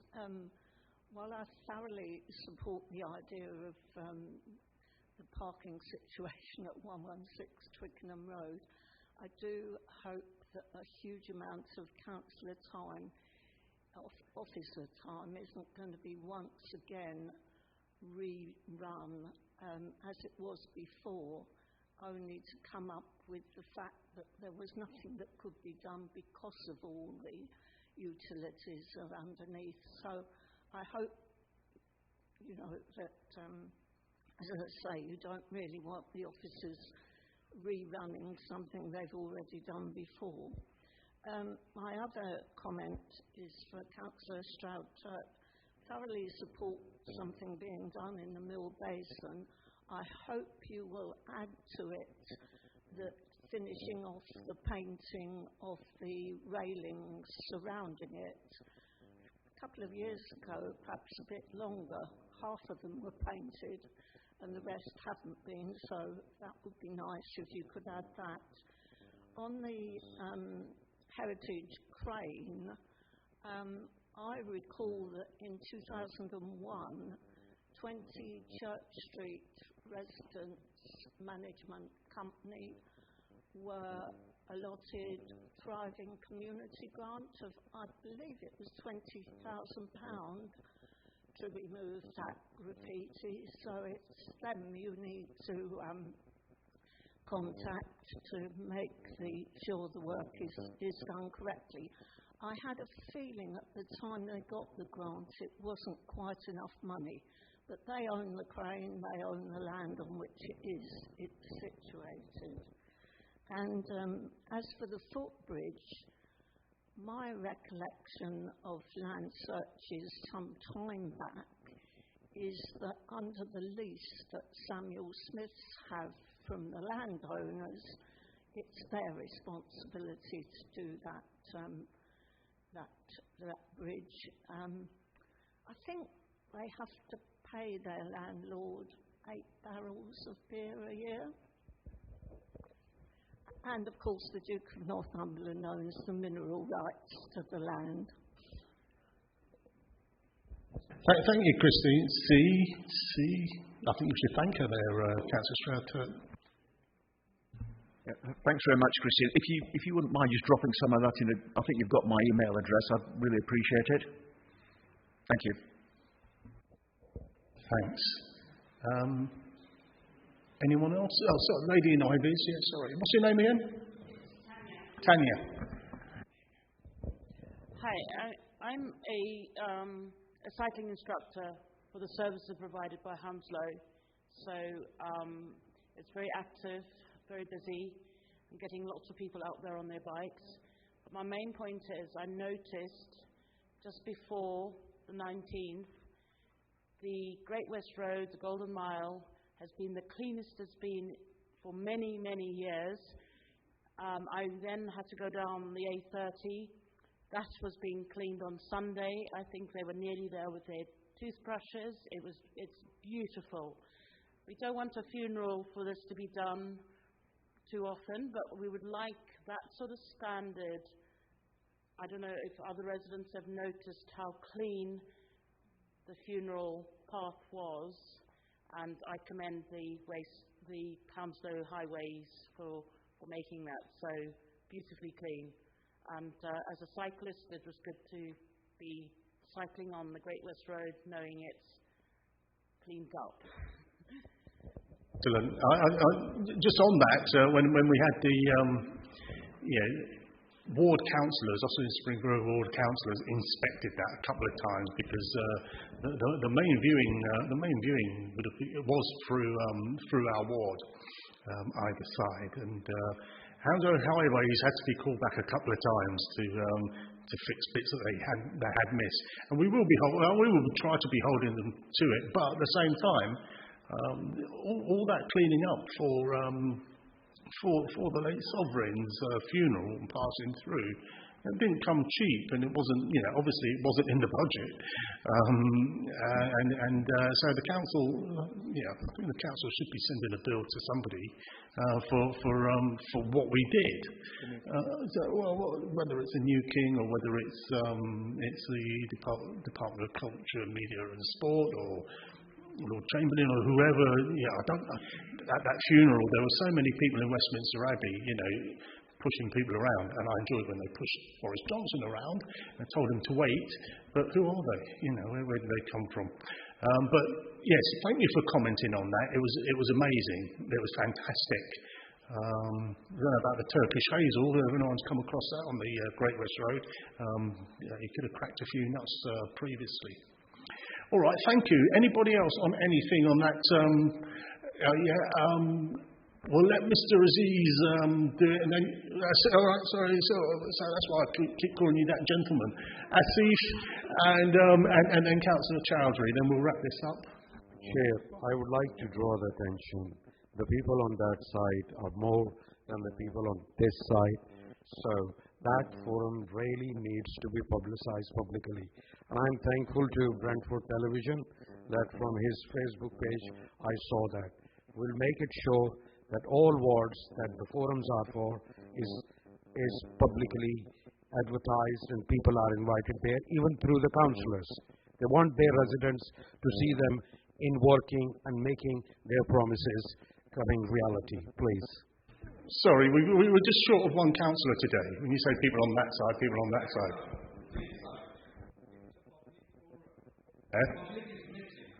Well, we've had more people. Sorry, may I just say? I mean, it's easy to criticise, and that's fair enough. But hang on a sec. Look, I don't mind that, but we've had a lot of people here. You're a regular at these things, and you will have noticed that we've had a lot more people here. They're not all here right now because some have left already. But you will see that this forum, even if I say so myself, has been successful in the sense that we've had a lot of people here that I've never seen before. Never seen my postman here before, for example. So don't ask. So you don't know everything. So let's. I haven't seen Danny here before, and I haven't seen this lady here before. But Danny, and then the lady over there. Sorry, and then Councillor Chow. You had invitations to this evening. How many did you have? Because that will answer the question. There were invitations required to attend. Therefore, you should know how many people responded to the question. I don't know that, Danny, and I think that was a first time we've done that with the QR codes and Eventbrite. We'll assess it. We'll assess it, and we'll let people know. Ma'am, over there, get the lady. If you give her the mic. Thank you. How do you advertise your meetings for many people to come? How do you advertise it? Because many of us are finding this out through Facebook. So how are you advertising the meetings for more people to come? Okay, good question. Good question. We've got John from London Borough of Hounslow Communications. If you give him the mic. I'm putting my question to you, not to somebody behind me. Well, I'll tell you what. Look, I'll tell you. Come in front of her, please, John. and come in front. Because it's rude. Because we're asking questions, and he's pointing to all of you behind.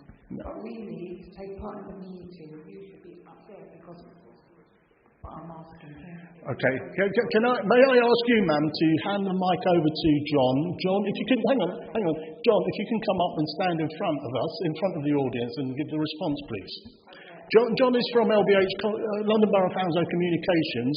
We don't personally send out the invites to these meetings. We encourage our officers to make the contact, and that's not a problem, you know. We do advertise because I've mentioned it to people that I know on my on my contacts list.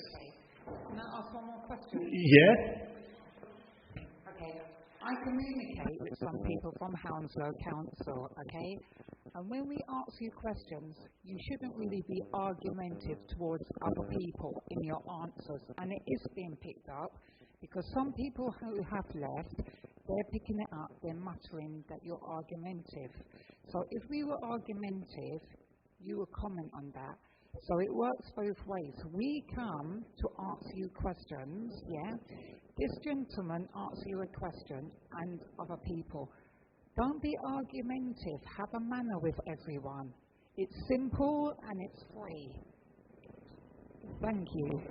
Fair comment. Advertise the meetings more because a lot of people don't want to read these meetings on Facebook. Simple and it's free.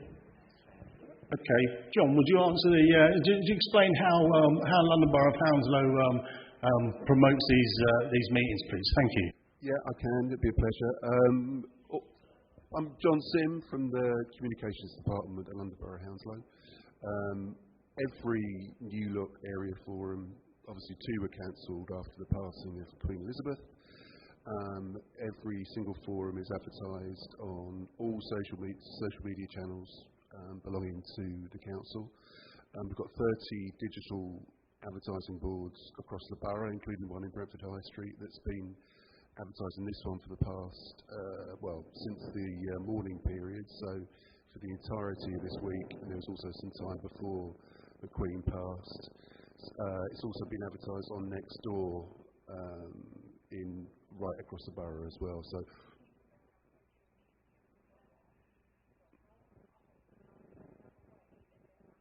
Sorry, no one's going to hear your question if you are speaking.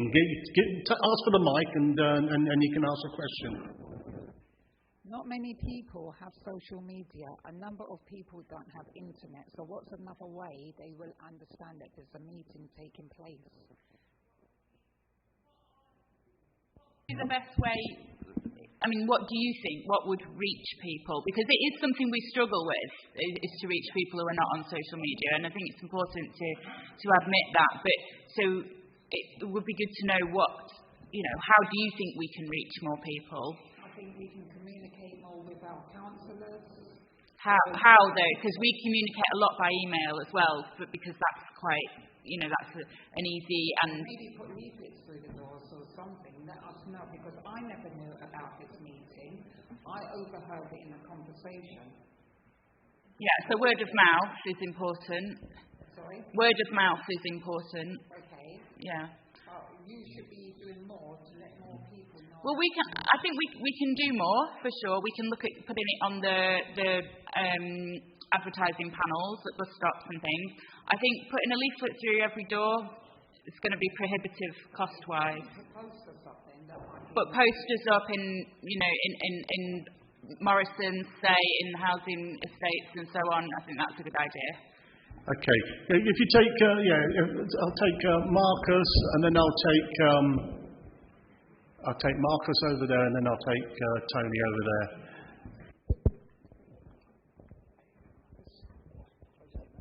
Hello. I'm a workplace coach in the area, so you probably all might know me. I've done literally every single person's post in all of Brentford and Isleworth at some point in the last 10 years. With regards to the leaflets to everyone's door, I can get information on that for Royal Mail to deliver them with your mail. There will be a cost involved, but I'm sure it won't be as much as everyone thinks it is. That was just a suggestion for that lady there. Okay, thank you for that suggestion. And then we've got Tony over there, and we've got you. I've forgotten your name. I know we were introduced earlier. Michelle. Right. Hello. Can you hear me?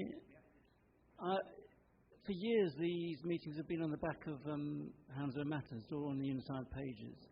Hounslow Matters should go through everyone's letterbox, so it is like a leaflet through everyone's letterbox. So if you've got Hounslow Matters, keep it until the next one comes, and then you've got the dates of all the council forums and other meetings. I also heard about this meeting through the allotments WhatsApp group. It was circulated on that, and my local councillor, Dan, told me about a month ago. So there's all kinds of ways, but if everyone keeps Hounslow Matters, if you get it through your letterbox, that's the traditional reference point. Okay, thank you, Anne. Michelle. I'm new to this group, but my understanding is most public meetings are advertised at libraries and at the council offices, correct? Yeah? So, people can get the information. Pardon? All right. Okay. Let's look. We've had comments, we've had explanations, we've had suggestions. So if you might not be happy with everything so far, but please do get in touch with your ward councillor. I don't know where you live. You live? Oh, you live over here. Okay, fine. So that's one of your area councillors over there, Councillor Sharma and Williams. Okay, so petitions. We've got a petition. Sorry, Untitled Chapter. Sorry. I don't like you anyway. But go on. Just a question, keeping in theme with the whole Brentford and Isleworth thing. The boat dwelling communities, Councillor Barry, are you looking at Brentford solely, or are you also looking at Isleworth? So it started in Brentford, but absolutely will include Isleworth. And say I live in Isleworth, I use the riverside there, and I am aware actually of some of the groups down there. So eventually both. Sorry about that. Yeah. So item 7 is petitions.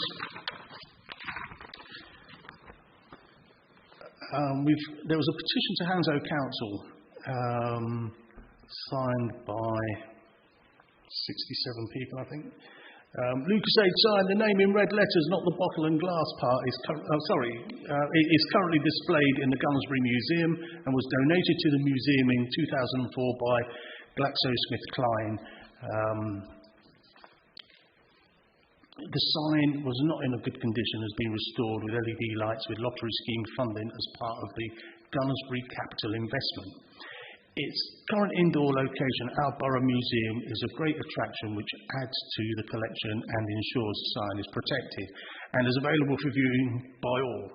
We have considered this petition, and there are a number of issues relating to the possible relocation of the sign around the ownership and permissions of moving the sign. The stakeholder aspect, as the restoration was funded by the National Lottery, weatherworthiness of the sign, the logistics of securing the location, and the related costs of the transport mounting it and ongoing maintenance. This is not an exhaustive list, but provides an indication that the costs are likely to be substantive. We therefore feel that as the sign is accessible and is in a safe indoors environment on display, it is in the public interest to leave the sign at Gummersbury Museum. We understand that this decision will be a disappointment to many, but believe this is the best way to safeguarding the sign now and into the future.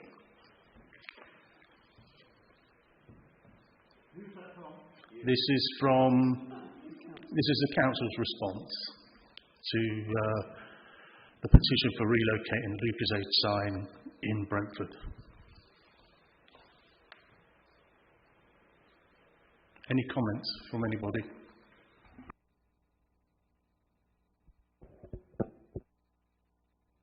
Hang on, sorry, let's get the councillors. Any councillors got a comment on this? Marcus, John, would you give Marcus a sign? Not the sign. The mic. Yeah. Let's just ask where it's going to be relocated to, or possibly to. Well, someone who started the petition that started was to relocate the sign in Brentford. I don't know about where specifically in Brentford. Marina? I think it was to put it back to where it used to be. Was that correct, John? No, it's in the new car park. I think that's what it was. People wanted it to go back to where it used to be. Yeah, but where it used to be is where Screwfix is now. Isn't it? No. No, it was never always on that. Was it always on that top of Fox House, was it? Yeah, always. Okay, right, okay.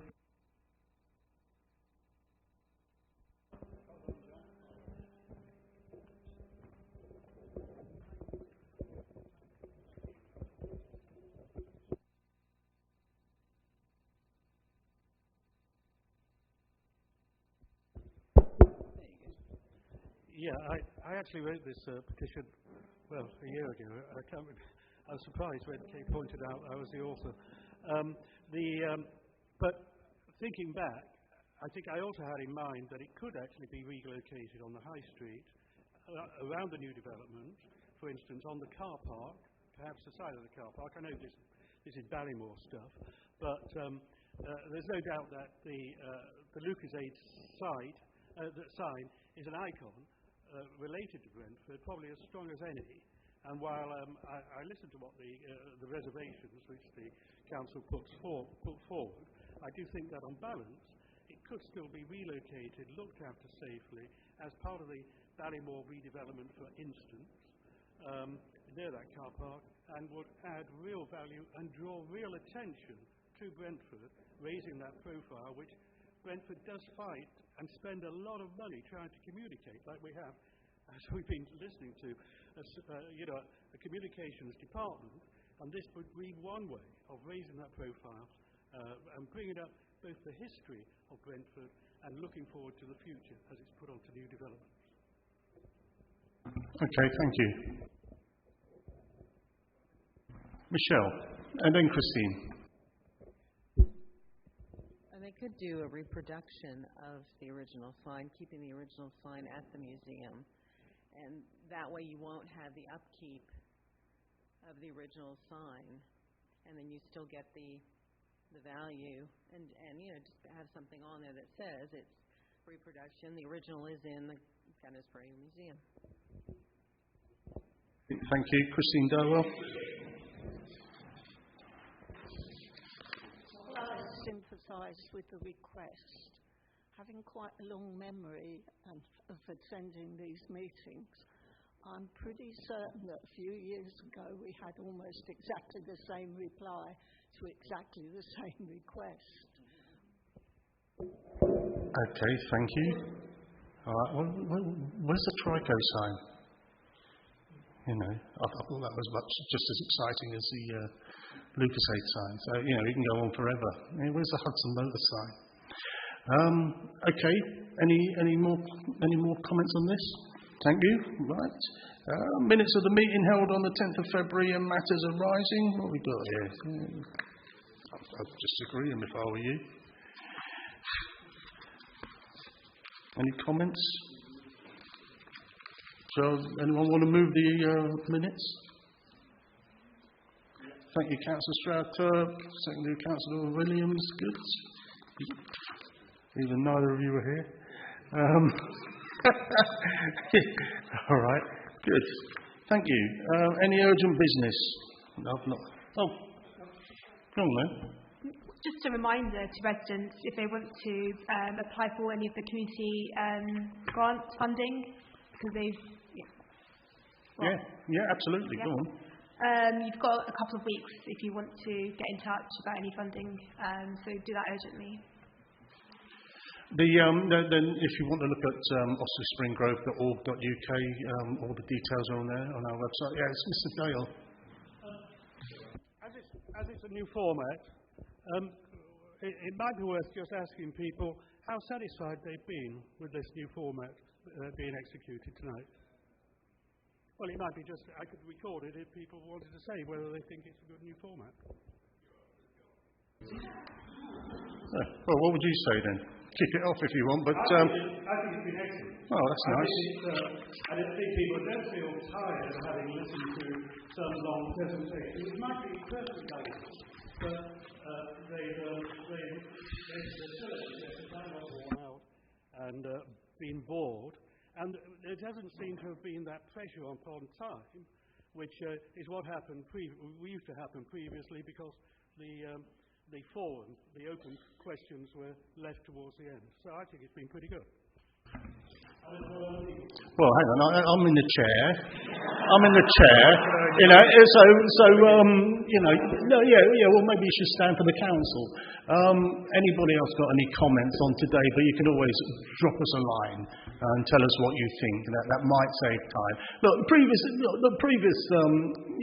meetings, we learn and we evolve. And previous meetings that we had, sometimes it was important information and information that people wanted to have. And when we'd had Hounslow Highways down here, or we'd have South West Railway down here presenting and taking questions from people. I think the reason we probably have had people here tonight and people have left, because when I arrived, all those chairs were full. And some of them came with the organisations that visited. Yeah, I know. Even Gibbo from Men's Shed is still here. But people, you're not tied. You're not tied to your chair, and you don't have to stay here the whole evening if you just want to come for one thing or another, or even just for cake and tea and then clear off again. But this event today. This was a councillor's suggestion to have it here, and then we asked Jeanette Kentish from the Musical Museum, can we have it here? And she agreed, because she's lovely and she's always looking for to show off this museum. And this museum is unique, and I'd ask you to come here again sometime. You've got seating above there, you've got the Wurlitzer there, you've got film that gets shown here. Come. They even do dancing as well, tea dances, and we have voluntary organisations that come here. The Hounslow Seniors Trust has gigs here, once every couple of weeks, exercise classes, for example. But this place is unique.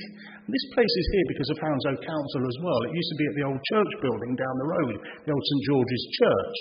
And we secured this with planning gain as a local authority a few years ago. So it's here. This is where we do it. The next one, I bet there'll be more people, even people that don't. Although everybody's a Brentford supporter now, aren't they? But we'll be doing the next one down at the Brentford Community Stadium. Again, because councillors asked for it.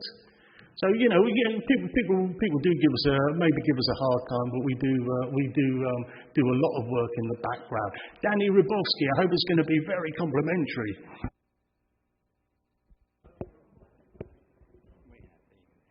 Yes, it was quite a good meeting, and thank you for chairing it. But at the same time, who sets the agenda?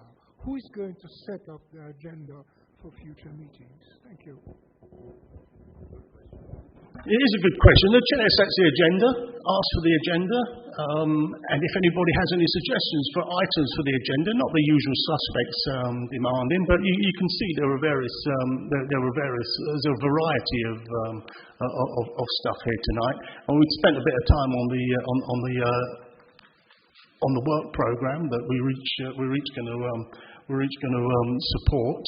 But we're not. It's not going to come back to every meeting. Probably every couple of meetings we'll have a report in the new year on how we're progressing. And we've got on the agenda annex. Give us your comments. And are there any items you want to see discussed at future meetings? It's there. So by all means, by all means, and I think that'll be for every area forum. By all means, do contribute. I mean, do we come here? Do we come here to show off in front of 40 people? Not really. Although I hope you were entertained. Is that it? All right. Sorry, Barry. Go on then, quickly. One last thing. It may be worth collecting people's emails so that they can put on the list, because people attending tonight might be interested in going to the next meeting and then they can receive the email. If anybody wants to put a sheet of paper out there and collect people's emails, by all means. If you want to email us, email IBAF at hounslow.gov.uk. That's probably better, isn't it? Saves us fishing and sending you timeshare adverts. All right, thank you.